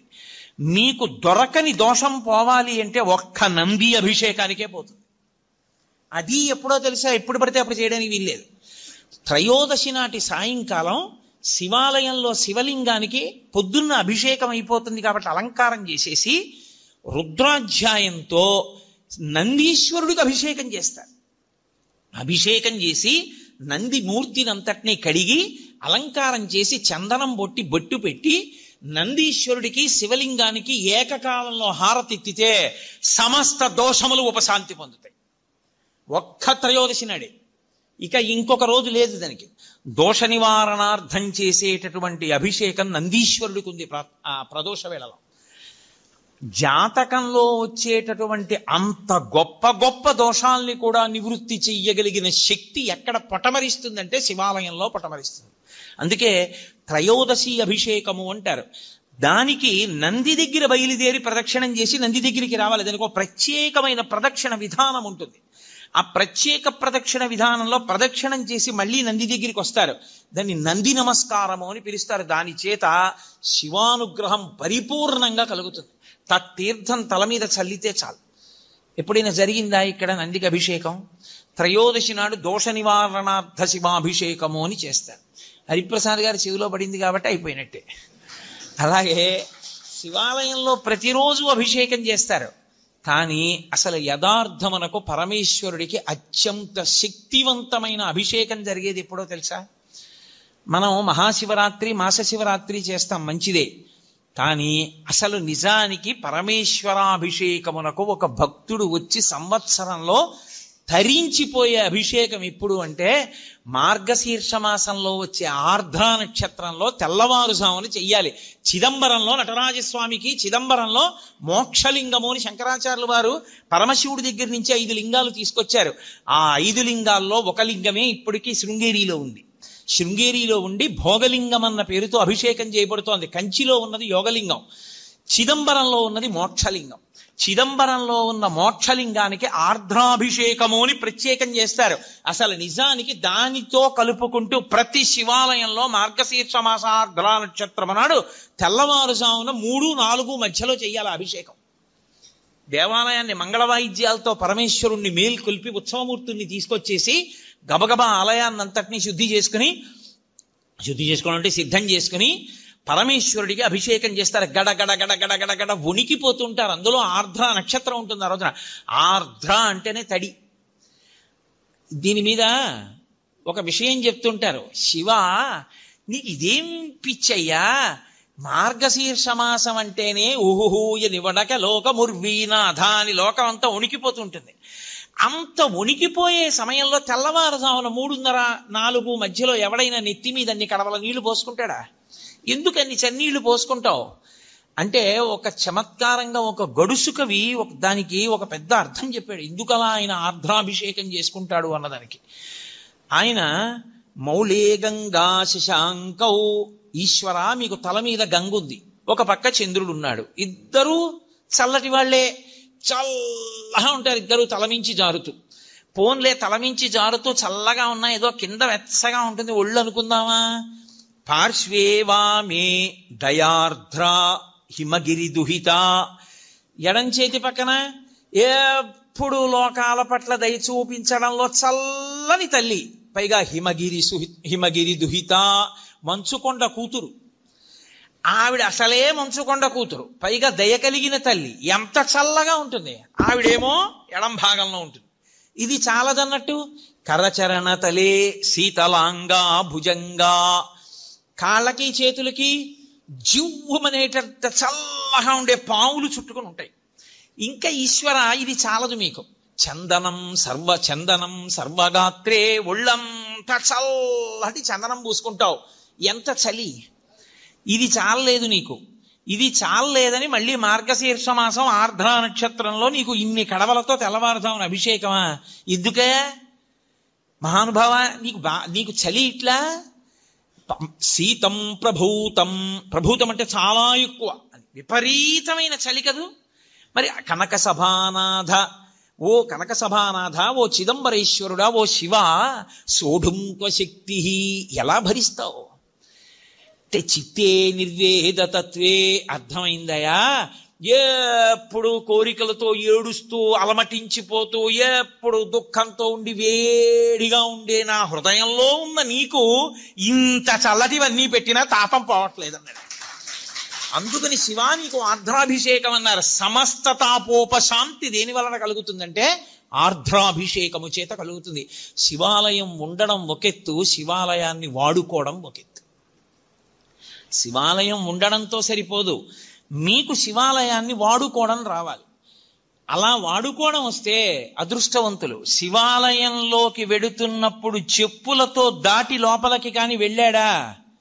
అలా వెళ్ళినటువంటి ఎన్ని మార్లు శివాలయంలోకి చెప్పులతో వెళ్ళాడో లెక్క పెట్టి అన్ని మాటలు వచ్చే జన్మలలో అన్ని జన్మలు 2 కాళ్ళు చచ్చుపడిపోయిన వాడిగా పుట్టేటట్టుగా చేస్తారు. చింద్యం పాపం భవిష్యంతి అంటుంది శివాగమం. శివాలయం లోపలికి ఎట్టి పరిస్థితులలోనూ వెళ్ళకూడదు. శివాలయంలో యథార్థంగా చెప్పాలంటే పైన అంగి, లాల్చీలు, చొక్కాలు ఇవి పనికిరావు. ఉత్తరీయం తీసి నడుము కట్టుకుని వెళ్ళి ప్రదక్షిణం చేసి నమస్కరించారా, మహానుభావుడి యొక్క విశేషానుగ్రహం కలుగుతుంది. అందుకే శివలింగములు అంటే ధ్రువలింగములు, చరలింగములు అని 2 రకాలుగా ఉంటాయి. ధ్రువలింగము అంటే శివాలయంలో ఉండేటటువంటి శివలింగం. చరలింగము అంటే ఓ చోటు నుంచి ఓ చోటుకి తీసుకెడతారు. ఇప్పుడు శృంగేరి పీఠాధిపతులు అభిషేకం చేసే లింగాన్ని చరలింగం అంటారు. ఓ చోటు నుంచి ఓ చోటుకి పట్టుకెడుతూ ఉంటారు, చరలింగం. ఇందులో క్షణలింగములు అని కొన్ని ఉంటాయి. క్షణలింగము అంటే చందనం అటువంటి వాటితో తయారు చేస్తారు. కొద్దిసేపే ఉంచి అభిషేకం చేసి తీసేస్తారు. అన్నంతో లింగం చేస్తారు. అన్నంతో శివలింగం చేసి ఉంచే శివలింగం క్షణలింగం, కొద్దిసేపే ఉంటుంది, తర్వాత తీసేస్తారు. అసలు అన్నం దొరకడం అనేటటువంటి దానికి ఇబ్బంది కలిగితే ఉత్తర క్షణంలో దానికి ఉపశాంతి ఎక్కడా అంటే అన్నాభిషేకము చేతనే. మేము గత శారదా నవరాత్రుల్లో మా అయ్యప్ప స్వామి గుళ్ళో చేశాం. శివలింగాన్ని పెట్టి శివలింగం నిండా అన్నం ఉండి అన్నంతో అభిషేకం చేసేస్తారు. చేసేసి ఆ అన్నంతోటే శివలింగాన్ని తయారు చేస్తారు. తయారు చేసి కాయగూరలు ఉప్పు వేయకుండా ఉడికించేస్తారు. పొట్లకాయలు, గుమ్మడికాయలు, బీరకాయలు, వంకాయలు అన్ని ఉడికిస్తారు. ఉడికించి తీసేసిన కూరగాయల్ని పరమశివుడికి అలంకారాలుగా పెట్టేస్తారు. పెట్టేసి ఆ శివలింగానికి పూజ చేసి శివలింగం మీద ఉన్నటువంటిది తీసి ఓ పళ్ళెంలో పెట్టుకుని మేళతాళాలతో వెళ్ళి నీళ్లలో కలిపేస్తారు. సమస్త జలచరములు తింటాయి, సమస్త భూతములు బాగుండాలి. తర్వాత ఆ మిగిలిపోయినటువంటి శివలింగం, ఆ అన్నం, ఆ కూరను తీసుకెళ్ళి ఏ పులుసు అన్నం కింద వండేస్తారు. వండేసి అందరికీ ప్రసాదంగా ఇస్తారు. అన్నాభిషేకం చేసినటువంటి శివలింగ ప్రసాదం తింటే అన్నదోష నివృత్తి జరిగి ఆ అన్నం అంతా బాగుంటుంది. 2, అన్నమునకు దోషం ఉంటుంది. ఎప్పుడైనా సరే అన్నం తింటున్నప్పుడు వేరొకరు చూశారనుకోండి దోషం వస్తుంది అన్నానికి. అందుకు గోప్యంగా అన్నం తినడానికి కారణం అది. అన్నం చూస్తే చాలు దోషం వస్తుంది. అన్నం దోషం వచ్చిందనుకోండి మీకు దేవతారాధన యందు ఉపయోగించకూడదు. అన్నదోష నివృత్తి దేని వలన జరుగుతుందో తెలుసా? పంచబ్రహ్మ మంత్ర పఠనం చేత పోతుంది. పంచబ్రహ్మ మంత్ర పఠనం అంటే ఏంటో తెలుసా? పరమశివుణ్ణి 5 మంత్రాలతో పిలుస్తారు. సద్యోజాతం ప్రపద్యామి సద్యోజాతాయ వై నమో నమః, భవే భవేనాతి భవే భవస్వమాన్ భవోద్భవాయ నమః, ఓం వామదేవాయ నమో జ్యేష్ఠాయ నమః అని 5 మంత్రాలు ఉంటాయి. ఈ 5 మంత్రములతోటి నెయ్యిని అభికరిస్తే దేవాలయంలోకి తీసుకెళ్లిన అన్నం మీద పంచబ్రహ్మ మంత్ర పఠనం చేసి చెయ్యి వేసి తీస్తే అర్చకులు, అది ఉత్తర క్షణం కేవలం ఈశ్వరుడు తప్ప వేరొకరు చూడని అన్నం. అది దేవతలకి, పితృదేవతలకి, ఈశ్వరుడికి నివేదన చేసేటప్పుడు పంచబ్రహ్మ మంత్ర పఠనం చేతనే శుద్ధి చేస్తారు. శివమంత్రముల చేతనే అన్న శుద్ధి జరుగుతుంది. అంత శక్తివంతమైనటువంటి స్వరూపము శివస్వరూపం. అటువంటి మహానుభావుడు ఆ శివలింగము లోకంలో 6 రకములుగా ఉంటాయి అని శివలింగాలు. కొన్ని రత్నజములు అంటారు, అంటే రత్నాలు, వజ్రాలు, వైఢూర్యాలు వీటిలోంచి శివలింగాన్ని చెక్కుతారు. అలా చెక్కితే వచ్చినటువంటి శివలింగాన్ని రత్నజము అని పిలుస్తారు. రెండవ శివలింగం లోహజము అంటారు. బంగారంతో చేయబడిన శివలింగం, వెండితో చేయబడింది, రాగితో చేయబడింది, పాదరసంతో చేయబడింది. పాదరసంతో తయారైనటువంటి శివలింగాన్ని చూస్తే చాలు సమస్త దోషములు పోతాయి.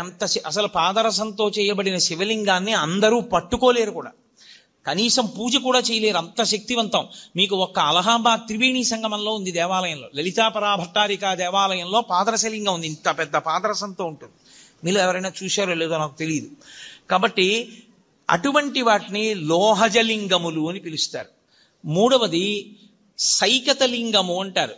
అంటే పృథివీలింగం తయారు చేశారు అంటారు. అప్పటికి ప్రయోజనాన్ని నెరవేర్చడానికి మట్టితో ఇసుకతో తయారు చేస్తారు. అలా తయారు చేసిన శివలింగం సైకతలింగము అంటారు. శైలజము అంటే రాతితో చెక్కిన శివలింగం శైలజలింగము అంటారు. ఐదవది మృణ్మయలింగము. మృణ్మయము అంటే మట్టితో తయారు చేసుకున్నటువంటి శివలింగాలు. ఆరవది బాణలింగము అంటారు, అంటే అది దైవీలింగము అంటారు. అది పరమేశ్వరుని యొక్క అనుగ్రహం చేత అలా చాలా విచిత్రంగా వస్తుంది ఆ శివలింగం. మీకు ఆ శివలింగాలు ఎక్కడున్నాయి అంటే విశాఖపట్నం దగ్గర అరకు లోయ అని ఒక లోయ ఉంది. ఆ అరకు లోయ లోపలికి మీరు వెడితే గుహల్లోకి, ఆ గుహ లోపల నుంచి, గుహ ఉపరితలం నుంచి చుక్క చుక్క నీరు కింద పడుతుంది. అది అలా ఎందుకు పడుతుందో ఎవరికీ తెలియదు. ఒక చుక్క నీరు పైనుంచి ఇలా కింద పడింది అనుకోండి, చుక్క తగలగానే భూమి ఇలా పొటమరిస్తుంది. ఇంకో చుక్క పడింది అనుకోండి, ఇంకొంచెం పొటమరిస్తుంది. ఇంకొంచెం పడింది అనుకోండి, ఇంకొంచెం పొటమరిస్తుంది. అలా చుక్క పడినప్పుడల్లా భూమి ఇలా పైకి లేస్తుంది. అది నేను చెప్పినంత కనపడదు మీకు, వెంట్రుక వాసి లేస్తూ ఉంటుంది భూమి. అది కొన్ని సంవత్సరములు అయ్యేటప్పటికీ ఆ నీటి చుక్క పడుతూ ఇది లేస్తూ ఇది పైకి లేచి ఉపరితలాన్ని అంటుకుంటుంది. అలా పైకి లేచినటువంటి లింగములను దైవీ లింగములు అని పిలుస్తారు. అవి పరమేశ్వరుని యొక్క అనుగ్రహం చేత ప్రకృతిలో ఏర్పడుతుంటాయి. అలా ఏర్పడేటటువంటి శివలింగములు అవి అద్భుతమైనటువంటి శివలింగాలు. ప్రతిష్టా స్వరూపంలోకి కూడా వాటిని తీసుకుంటారు. తీసుకుని దారుజలింగములు అని ఒకటి కొయ్యతో చేస్తారు. కొయ్యతో చేసిన లింగాన్ని దారుజలింగము అంటారు. ఇక ఇవి శివలింగాలైతే ప్రతిష్టా కల్పమును అనుష్ఠించి మీకు ఒక శివలింగం దగ్గర చేసినటువంటి ఆరాధన కన్నా ఇంకొక శివలింగం దగ్గర చేసిన ఆరాధన మిక్కుట ఫలితాన్ని ఇస్తుంది. ఇందులో ఒక్కొక్క దానికన్నా ఒక్కొక్క దాని శక్తి దేని వల్ల మారుతుంది అంటే మొట్టమొదటిది స్వయంభూలింగము అంటారు. స్వయంభూ అంటే తనంత తాను వచ్చినటువంటి శివలింగం. కంచిలో ఏకాంబరేశ్వరుడు, లేదా అరుణాచలంలో అగ్నిలింగం, కాశీలో విశ్వనాథలింగం, ఇలాంటి శివాలయాల్లో శ్రీశైలంలో మల్లికార్జున లింగం, ఇవన్నీ స్వయంభూ శివలింగాలు. తమంత తాముగా ఏర్పడ్డాయి, ఎవరు ప్రతిష్ఠ చేయలేదు. స్వయంభూ శివలింగం దగ్గరికి వెళ్ళి మీరు ఒక్కసారి అభిషేకం చేశారనుకోండి, కొన్ని కోట్ల పర్యాయములు మీరు అభిషేకం చేశారు అని వేస్తారు. మీరు స్వయంభూ శివలింగం దగ్గరికి వెళ్ళి శివ శివ అన్నారనుకోండి, లెక్కలేదు అంత శివనామం చెప్పాడు అని వేస్తారు. స్వయంభూలింగం దగ్గర మీరు ఏది చేసినా దానికి వచ్చేటటువంటి ఫలితమును చెప్పుట సాధ్యము కాదు. అది స్వయంభూలింగం. ఇక రెండవది దైవీలింగములు అంటారంటే దేవతలే వచ్చి ప్రతిష్ఠ చేస్తారు. మీకు ఈ పక్కనే ఉందిగా అమరేశ్వరం, అది సాక్షాత్తుగా ఇంద్రుడు ప్రతిష్ఠ చేశాడు. అలా దేవతలు ప్రతిష్ఠ చేసినటువంటి శివాలయం అయితే అది దివ్యలింగములు అని పిలుస్తారు. ఇక మూడవది ఆర్షలింగములు అంటారు. ఆర్షలింగములు అంటే ఋషులు ప్రతిష్ఠ చేసినవి. ఋషులు ప్రతిష్ఠ చేసిన శివాలయం దగ్గరికి వెళ్ళి, శివలింగం దగ్గరికి వెళ్ళి మీరు ఏదైనా ఓ పూజ చేశారనుకోండి, 1,00,000 మార్లు చేసినట్లు మీ ఖాతాలో వేస్తారు. ఓ మారేడుదలం ఋషి ప్రతిష్ఠ చేయబడిన అగస్త్య ప్రతిష్ఠ శివలింగము అన్నారనుకోండి, మీరు బిలవదళం వేశారనుకోండి, 1,00,000 మార్లు వేశారని గుర్తు. అందుకే తీర్థయాత్ర యాత్ర చేసేటప్పుడు గురువు గారితో చెయ్యండి అని ఎందుకంటారో తెలుసా?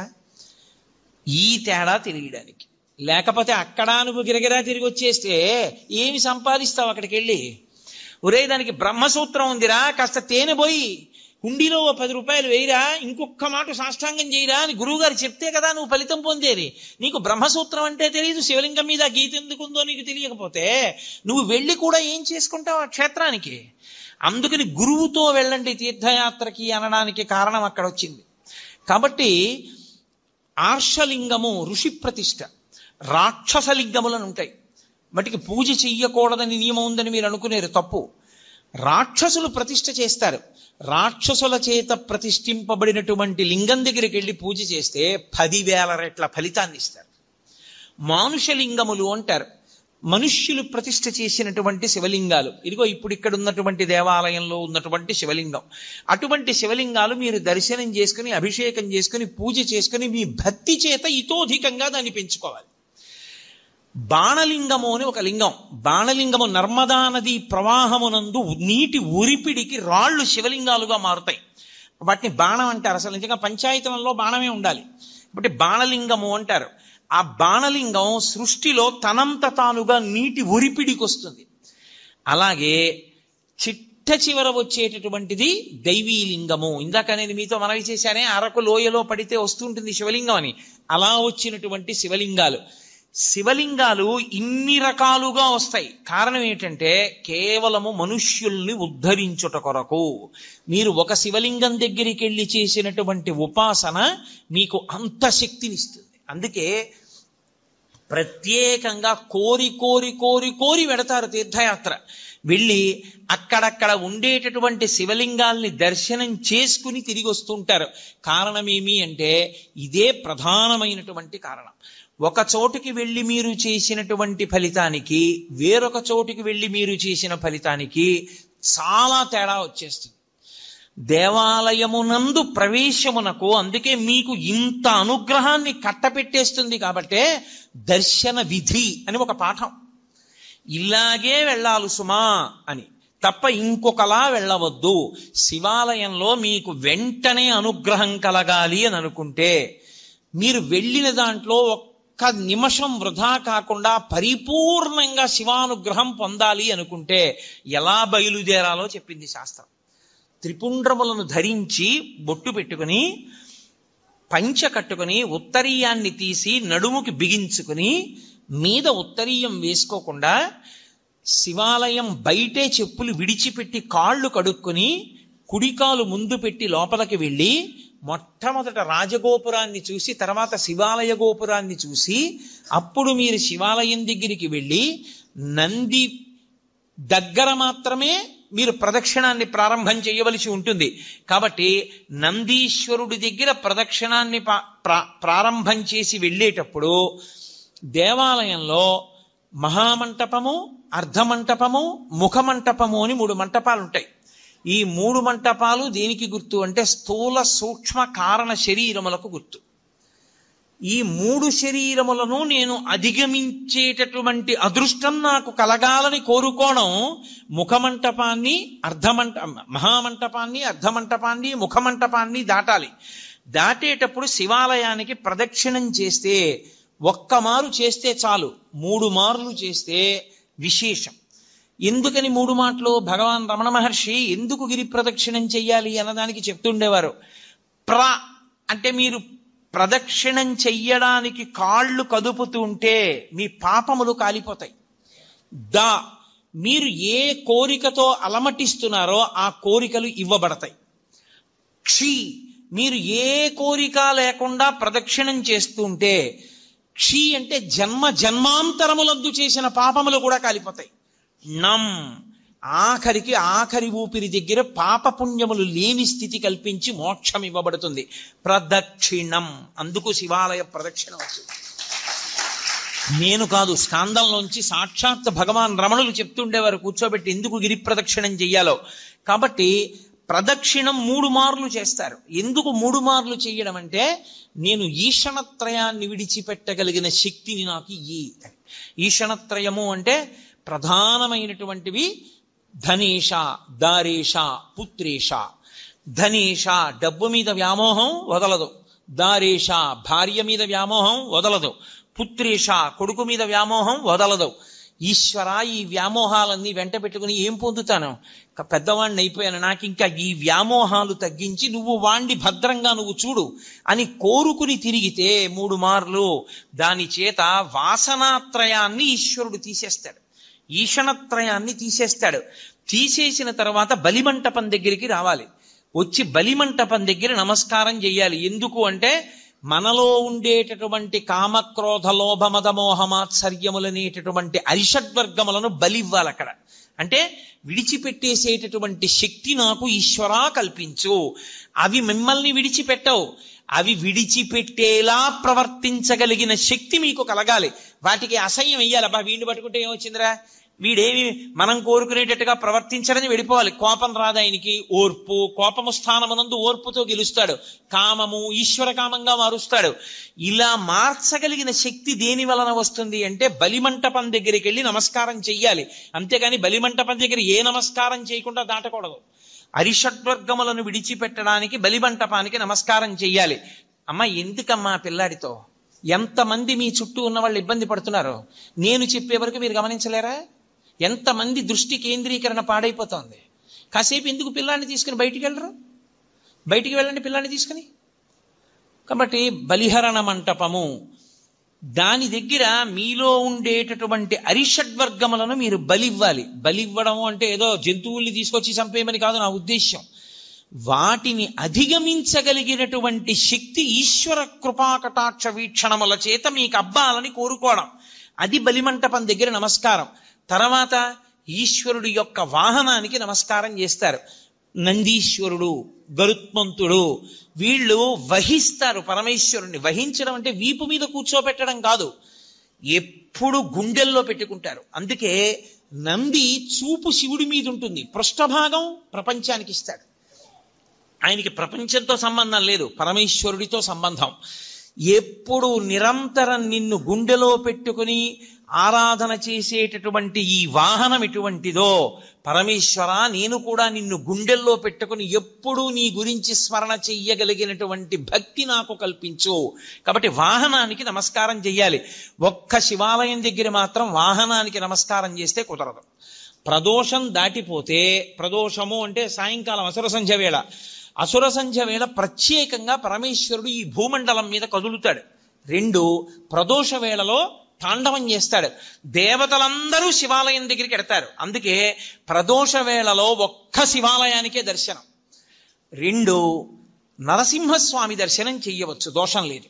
కాబట్టి మహానుభావుడైనటువంటి పరమేశ్వరుడి యొక్క దర్శనానికి వెళ్ళేటప్పుడు మీరు ఆ వాహనం దగ్గరికి వెళ్ళి నువ్వు ఎలా భగవంతుణ్ణి గుండెల్లో పెట్టుకుని మోస్తున్నావో అలా నేను కూడా మోయగలిగిన శక్తినియ్యి అని అడగాలి. విష్ణు ఆలయంలో గరుత్మంతుడికి నమస్కారం చేసి వెళ్ళిపోతాం. ఒక్క శివాలయంలో మాత్రం ఒక నియమం ఉంటుంది. పగటి పూట అంత శివలింగం ఒక్కటే ఉంటుంది దర్శనానికి యోగ్యంగా. సాయంకాలం అయిపోతే సాధారణంగా కవచం పెట్టేస్తారు. కవచము అంటే రూపాన్ని పెట్టేస్తారు.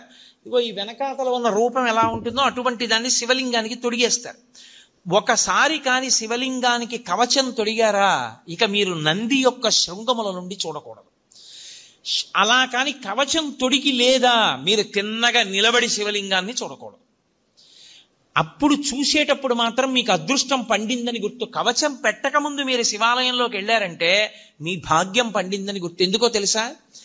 ఈ సమస్త ప్రపంచమునందు కేళి చేసే శివస్వరూపం దర్శనం అవ్వాలంటే నందీశ్వరుడికి ఆయన ఇలా ఉంటే మీకు ఎడం పక్కన నంది ఉండేటట్టుగా వచ్చి మీ ఎడం చేత్తో ఆయన యొక్క పృష్ఠభాగంలో అవయవాన్ని ఒక్క లిప్త కాలం పట్టుకోవాలి. కుడి చేతి బొటన వేలు చూపుడు వేలు శృంగముల మీద ఉంచాలి. ఉంచి వృషస్య వృషణం స్పృష్ట్వా శృంగమధ్యే శివాలయం దృష్ట్వా క్షణం నరో యాతి కైలాసే శివదర్శనం. ఇలా పెట్టి తర్వాత ఎడం చేత్తో పట్టుకుని ఒక్కసారి ఇలా నొక్కి వదిలేయాలి.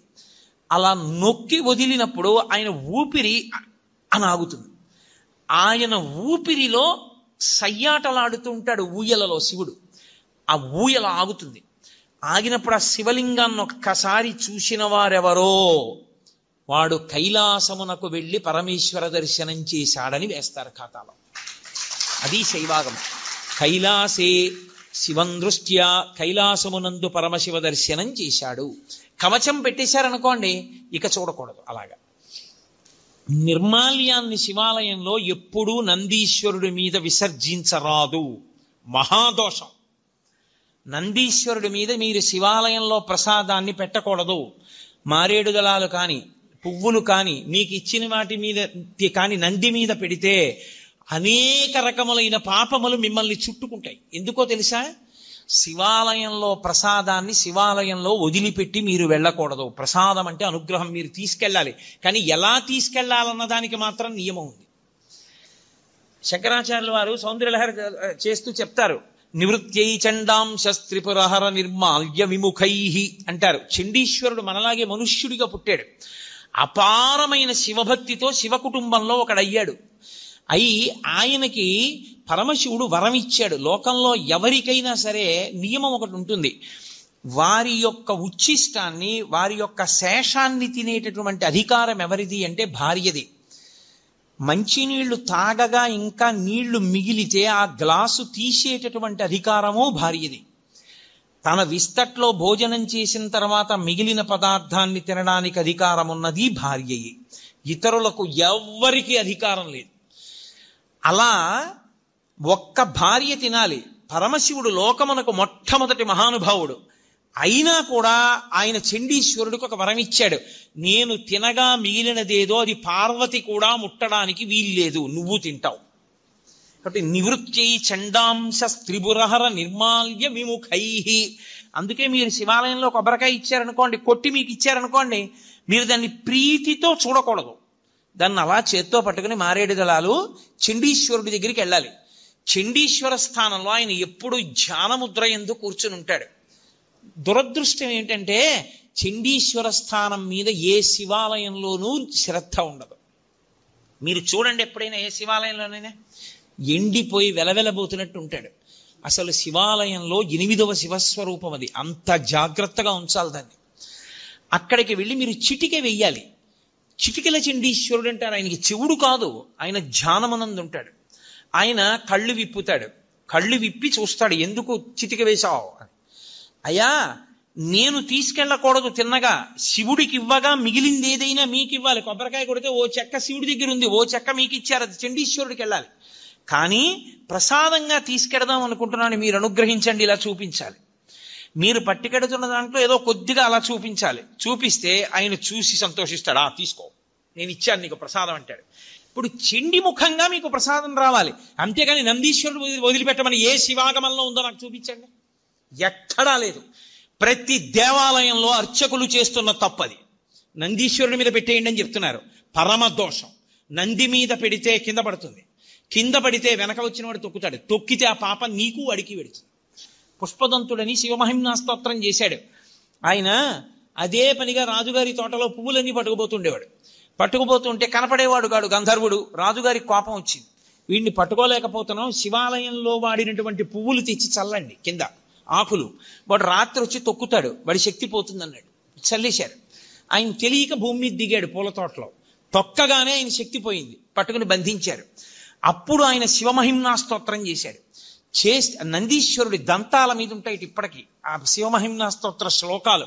ఒకప్పుడు నేను మహాభక్తుడినను ఆయన వెళ్ళి పరమేశ్వరుడి దగ్గర శివమహిమ్నా స్తోత్రం జరిగితే నంది పళ్ళికి లిజ్జట్టిలాగా ఆయన పళ్ళ మీద కనబడ్డాయి శ్లోకాలు. ఇక్కడ నువ్వు జరుగుతాయంటే నా పళ్ళ మీద రాసుకున్నాను బట్టి నేను అంత శక్తివంతములు శివమహిమ్నా స్తోత్రం. కాబట్టి ఆ గంధర్వుడు శివమహిమ్నా స్తోత్రం చేస్తే మళ్ళీ శక్తి వచ్చి వెళ్ళిపోయాడు. కాబట్టి శివ నిర్మాల్యాన్ని తొక్కకూడదు. తొక్కకూడని శివ నిర్మాల్యాన్ని ఆ నందీశ్వరుడి మీద పెట్టించడం ఏంటి? తప్పు కాదు. విభూతి దాని మీద చల్లేయండి అన్నాం, నిర్మాల్యం నంది మీద పెట్టి వెళ్ళిపోండి అన్నాం. అసలు శివాలయంలో ఉన్న అర్చకులు మొదట తెలుసుకోవాలి, అలా మనం చెప్పకూడదు. చండీశ్వర స్థానానికి చూపించి మీరింటికి పట్టుకెళ్ళండి అని చెప్పాలి. ఆ మారేడు దళం చక్కగా మీరింటికి పట్టుకెళ్ళచ్చు, కళ్ళకు అద్దుకోవచ్చు, ఎక్కడో నీళ్లలోనో మొక్కలోనో పెట్టేసేయచ్చు. మీ ఇంటికి పట్టుకెళ్ళాలి, గడప దాటాలి ప్రసాదం. గడప దాటి ఇంటికి వస్తేనే శివానుగ్రహం. మీరు ఎక్కడో వదిలిస్తే ఇంకా ప్రసాద తిరస్కారం చేస్తే మీకు అనుగ్రహం ఎక్కడి నుంచి వస్తుంది? మీరు నంది మీద పెట్టి కింద బారేసి అదే ప్రసాదం తీసుకోవాల్సిన విధానం శివానుగ్రహాన్ని పొందడానికి. కాబట్టి ఒక్క శివాలయంలో మాత్రం వాహనం దగ్గరికి వెళ్ళేటప్పటికి నియమం మారుతుంది. అక్కడికి వెళ్ళి నమస్కారం చేసి వెళ్ళిపోతానంటే కుదరదు. మీరు కవచం పెట్టకపోతే ఆయన శృంగములలోంచి శివదర్శనాన్ని చెయ్యవలసి ఉంటుంది. చేశారు, ప్రదక్షిణం చేసి వచ్చారు, ప్రదక్షిణం చేశారు, 3 మంటపములను దాటారు. ఇప్పుడు మీరు శివసన్నిధి యందు నిలబడ్డారు. నిలబడితే లోపల ఎప్పుడైనా సరే ఒక విషయాన్ని జ్ఞాపకం పెట్టుకోండి. ఏ దేవాలయం లోపల అయినా విద్యుత్ దీపం వెలిగితే ఉత్తర క్షణంలో ఏ పని చేసినట్లు గుర్తో తెలుసా? మీ గురువు గారి పట్ల మీరు అపచారం చేశారని గుర్తు. మీ గురువుని తిరస్కరిస్తే, మీ గురువుకి అపచారం చేస్తే, మీ గురువుని విమర్శిస్తే, మీ గురువుని చులకన చేస్తే ఏ దోషం వస్తుందో అంతరాలయంలో విద్యుత్ దీపం పెడితే అదే దోషం వేస్తారు. అందుకే మీరు ఇప్పటికీ చూడండి, ఏ పెద్ద పెద్ద గుళ్ళల్లోనూ ఎలక్ట్రిక్ లైట్ వేయరు. ఎందుకు వెయ్యరో తెలుసా? ఒక్కటే కారణం, అంతరాలయంలో ప్రధానమూర్తి దగ్గర వెలిగే దీపమే గురువు. గురువు ఒక్కడి అనుగ్రహంతో ఈశ్వరుడు కనపడతాడు. ఆయన అక్కర్లేదని తీసేస్తే త్రిశంకుడు అయిపోయినట్టు గుర్తు. నాకు ఆ దీపపు కాంతిలో కనపట్టలేదు, నేను ఎలక్ట్రిక్ లైట్ పెట్టుకుంటానంటే నువ్వేం గురువయా, నువ్వు మాకు అక్కర్లేదని చెప్పి ఇంకొన్ని పెట్టినట్టు లెక్క. ఆ అంతరాలయమునందు వేరొక దీపము, విద్యుత్ దీపం ఉండరాదు, ఒక్క నూనె దీపమే. ఆ దీపాలు కావాలంటే గుత్తి దీపాలుగా దింపుతారు, ఒత్తి పెద్దది చేస్తారు మూర్తి దగ్గరికి వచ్చే. మీరు అందుకే మన ఆంధ్రదేశంలో ఏముందండి, శాస్త్రం పాటించేవాడేడి. మీరు దక్షిణ దేశం వెళ్ళండి, ద్రవిడ దేశం ప్రత్యేకం, ఏ దేవాలయంలో ఎలక్ట్రిక్ ల్యాంప్ వేరు. అర్చకులు ఒళ్ళు చెమటలు పట్టేసి ఇలా కారిపోతున్నా సరే వాళ్ళు పెద్ద పెద్ద ఒత్తేసి ఆ ఒత్తులలోనే వెలుగుతుంటాయి, ఆ ఒత్తులలో వెలుగులోనే చూస్తారు. దాని అర్థం ఏంటో తెలుసా? ఆ దీపమే గురువు. గురువు ఇంకెక్కడో ఉండడు. మీ గురువు గారు ఎక్కడున్నారు అంటే అంతరాలయంలో ఉన్న దీపంలోనే మీ గురువు గారు ఉంటారు. ఆయనే గురువుగా చూస్తారు. అందుకే దేవాలయానికి వెళ్ళినప్పుడు ఈశ్వరుడు ఒక్కడే కాదు, గురు దర్శనం కూడా అవుతుంది. ఓ గురువర్య, మీ మాటల వలన, మీ అనుగ్రహము వలన, మీ అనుగ్రహ కాంతులలో నాకు ఈశ్వర దర్శనం అవుతోందని దర్శనం చెయ్యాలి. అందుకే నూనె దీపం, నెయ్యి దీపం తప్ప విద్యుత్ దీపం వాడడం అనేటటువంటి మాటే లేదు శాస్త్రాల్లో. అందుకే ఈశ్వర ప్రధానమూర్తిని చూడగానే రెండిటిని మనసులో స్మరించాలి. ఒకటి గురువు, 2 ఈశ్వరుడు, ఇద్దరిని స్మరించాలి. స్మరించి నమస్కారం చెయ్యాలి. ఉత్తర క్షణంలో మీకు అనుగ్రహం గురువు ద్వారా కృప చేయబడుతుంది. మళ్ళీ దీపపు కాంతి ద్వారానే మళ్ళీ మీకు ఆ కన్నులకు ఆ దీపపు కాంతి ద్వారానే మీకు ఈశ్వర కటాక్షము గురుముఖంగా ప్రసరిస్తుంది. అందుచేత దేవాలయమునందు దర్శన విధి, ఈశ్వరుణ్ణి దాటి వెళ్ళడానికి ఇక ద్వారం ఉండదు. మనుష్య జన్మ యొక్క చిట్ట చివరి ప్రయోజనం ఆయన్ని చేరడమే, ఆయన్ని దాటడానికి ఇంకేం లేదు. అందుకే పృష్ఠభాగంలో అంతరాలయానికి ఇక ద్వారం ఉంచరు. అంతరాలయంలో ఉన్న పరమేశ్వరుడికి సమర్పణం చేసినప్పుడు ముచిక నుంచి తనంత తాను విడినవి ఇవ్వాలి. ఏవవి? పళ్ళు. కాయ ఇవ్వకూడదు దేవాలయంలో. ఎందుచేత అంటే ఈశ్వరుణ్ణి ఎప్పుడు అడిగినా పండిపోవడం ఒక్కటే అడగాలి. ఈశ్వరుడు మీకు ఫలప్రదాత, మీకాయన ఫలం ఇవ్వడానికి మీరు ఆయనకి ఫలం ఇవ్వాలి. ఆయనకి కాయలు ఇవ్వడం దోషం, ఆయనకి ఫలాలు ఇవ్వాలి. కాయలు ఎవరికి ఇవ్వాలి? అర్చకుడికి ఇవ్వాలి. మీ ఇంట్లో అరటి చెట్టు కాసింది అనుకోండి, 4 అరటికాయలు అర్చక స్వామికి ఇవ్వాలి, 4 అరటి పళ్ళు ఈశ్వరుడికి ఇవ్వాలి. 2 అగరత్తులు ఇవ్వండి, 3 కర్పూరం బిళ్ళలు ఇవ్వండి, 4 తమలపాకులు ఇవ్వండి, 2 వక్కలు ఇవ్వండి, అథవా ఓ బెల్లంగడ్డ తెచ్చి ఇవ్వండి. తప్ప కాయలు పట్టుకొని దేవాలయ ప్రవేశము చేయరాదు. నేను యథార్థంగా మీకు ఆగమంలో ఉన్న విషయాలు మాట్లాడుతున్నాను. అలా ఎవరు వెళ్ళి దేవాలయానికి నమస్కారం చేసుకుని బయటికి వచ్చి ఒక్క క్షణం కూర్చోవాలి. కూర్చుని మీరు ఏం చూశారో దాన్ని స్మరించాలి. మిగిలినవన్నీ ఎలా ఉన్నా తప్పకుండా దేవాలయంలోంచి బయటికి వచ్చేసేటప్పుడు మనసులో ఒకటి నిలబడాలి. ఆ పక్కన వేలాడుతున్నటువంటి దీపంలో పక్కకి ఉన్న పెద్ద ఒత్తి, దాని వెలుతురు, ఆ వెలుతురులో ఈశ్వరుడు చూడాలి. ముందు గుత్తి దీపం, ఒత్తి, ఒత్తికున్న జ్వాల, జ్వాలలో ఈశ్వరుడు. ఇప్పుడు గురువుగారి పాదములు, గురువుగారి అనుగ్రహముగా ఈశ్వరుడు. మీరు సర్వశ్రేయస్సులు పొందేస్తారు. కళ్ళు మూసుకుని ఆ దర్శనం చేసి బయటికి రావాలి. అది ఏ గురువు అనుగ్రహంతో గుడివేపుకి నడిచారో ఆ గురువు అనుగ్రహంతో ఈశ్వర దర్శనం చేసి కృతజ్ఞత చెప్పి పైకొచ్చినట్టు. కాబట్టి ఒక దేవాలయ దర్శన విధి ఈశ్వర దర్శనమునందు తెలిసి చెయ్యి, తెలియక చెయ్యి.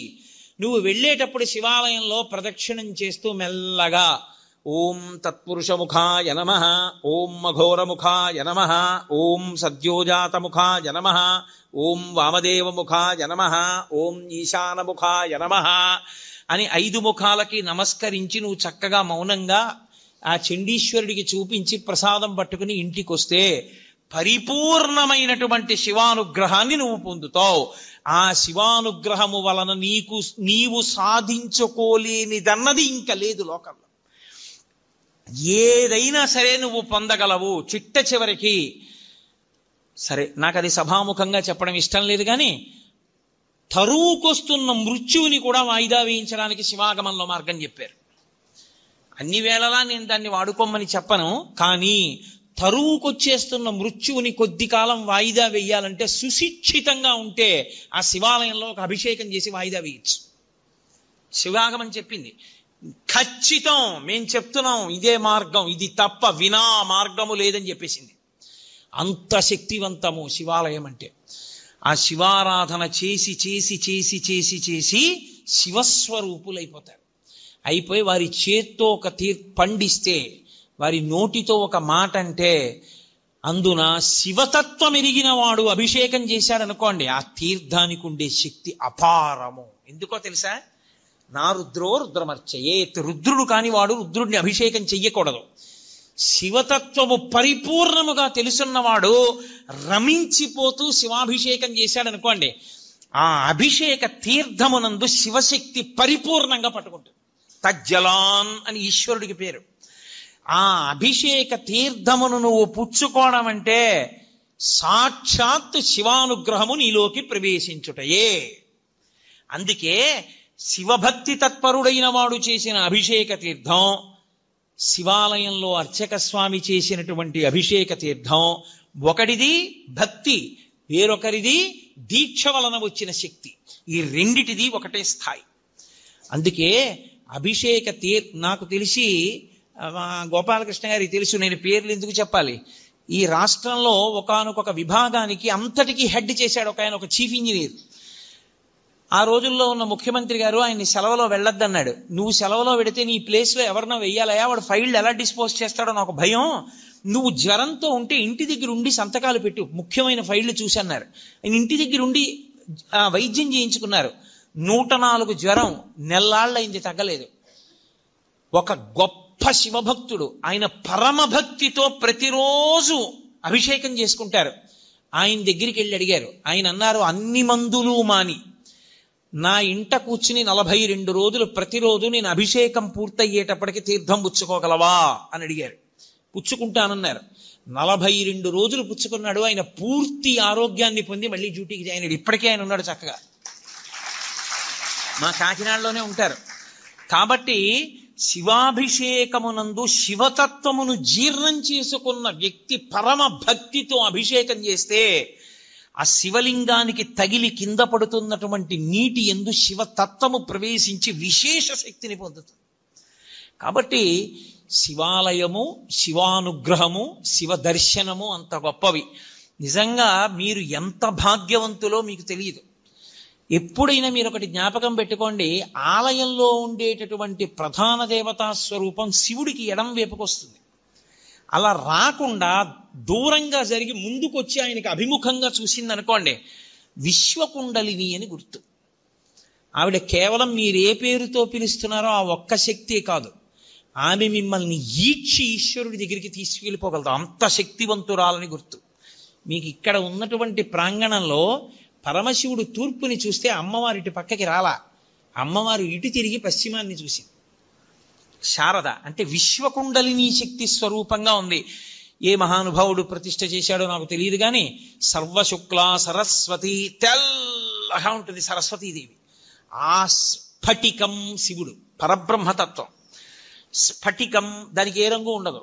మీరు ఎర్ర పువ్వు పెడితే ఎర్రగా కనపడుతుంది. అసలు ఆయన నిర్గుణుడు, ఆయన తప్ప వేరొకటి లేదు. విశ్వము ఆయన యందు ఆరోపింపబడింది. ఆ శివస్వరూపం, ఈ శారదాస్వరూపం ఒకటే. అందుకే వెనక్కి శారదని జరిపారు.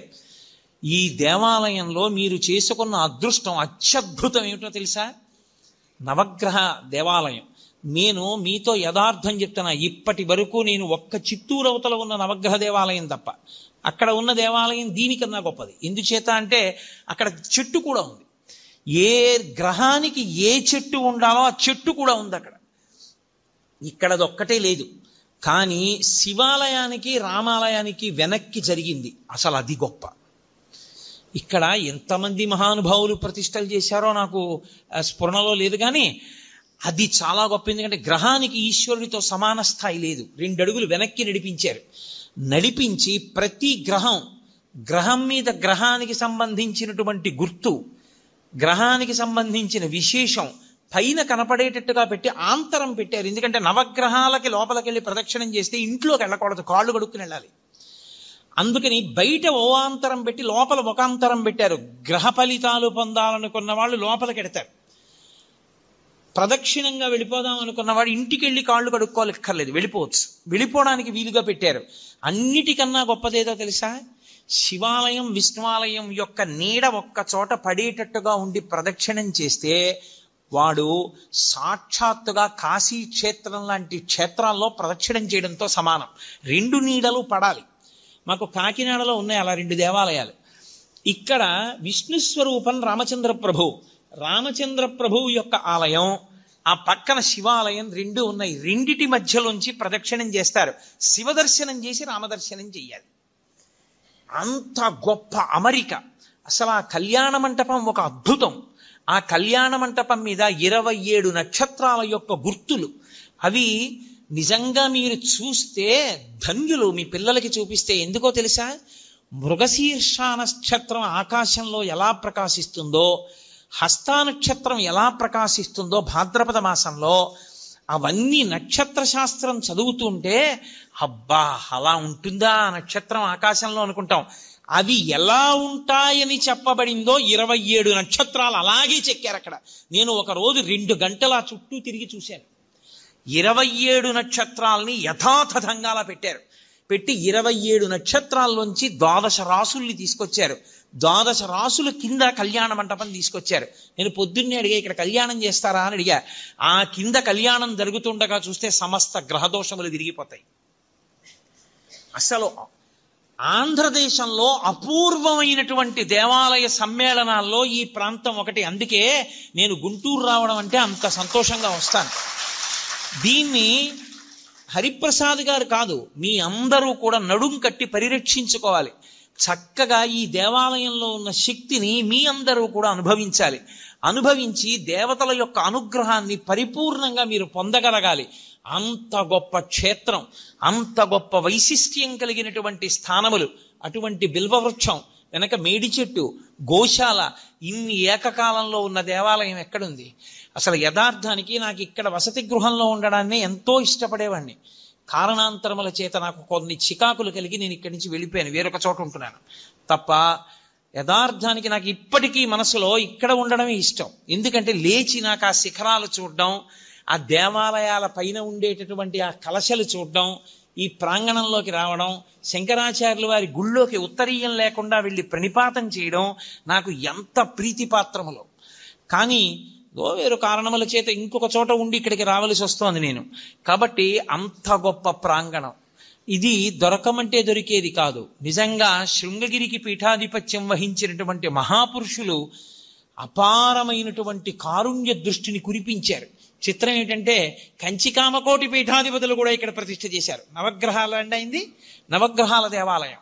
కాబట్టి కామకోటి, శృంగేరి 2 పీఠాధిపతులు కలిపి నిర్మాణం చేసినటువంటి దేవాలయాల యొక్క సమ్మేళనం ఉంది ఇక్కడ. ఇంత గొప్ప దేవాలయ వ్యవస్థ కనుక నేను ఇంతకన్నా చెప్తూ వెళ్ళిపోతే దానికి అంత ఏముంటుంది, ఎంతైనా వెళుతుంది. కాబట్టి మీ అందరూ కూడా చక్కగా ఈ దేవాలయాన్ని సేవించండి. నేను పిల్లలకు ఒక మాట చెప్తాను, మీరు ఋతువులు మారుతున్నప్పుడు శారదాదేవి మందిరాన్ని చుట్టూ తిరగండి. మీరు మొట్టమొదట అటువైపు నించోండి. తూర్పు నుంచి కదా కిరణాలు పడతాయి, అక్కడ యాగశాల ఉంది. ఆ యాగశాల దగ్గర నిలబడి చూడండి. మధ్యలో ఒక దళం ఉండి ఇలా తామర దళాలు ఉంటాయి, 3 ఉంటాయి. సూర్యకిరణాలు ఎలా పడుతున్నాయో మీరు ఒకసారి చూడండి. ఒక్కొక్క చోట 3 రేకులు ఉన్నాయి. ఇవన్నీ కలిపితే ఏమొస్తుందో ఆలోచించండి. ఎందుకు తామర పువ్వు పెట్టకుండా దళాల్ని మాత్రమే పెట్టి విడిచిపెట్టారో చూడండి. ఒక్కొక్క చోట తెల్లవారుజామున సూర్యకిరణాలు శారదాదేవి దేవాలయం మీద ఎక్కడ పడుతున్నాయో గమనించండి. 4 వైపులా శ్లోకాలు పెట్టారు. ఆ శ్లోకాలు ఏవి పెట్టారో గమనించండి. ఎంత దూరదృష్టితో, ఎంత అద్భుతమైనటువంటి సంపదని మీకు ఇక్కడ ఏర్పాటు చేశారో మీరు గమనిస్తారు.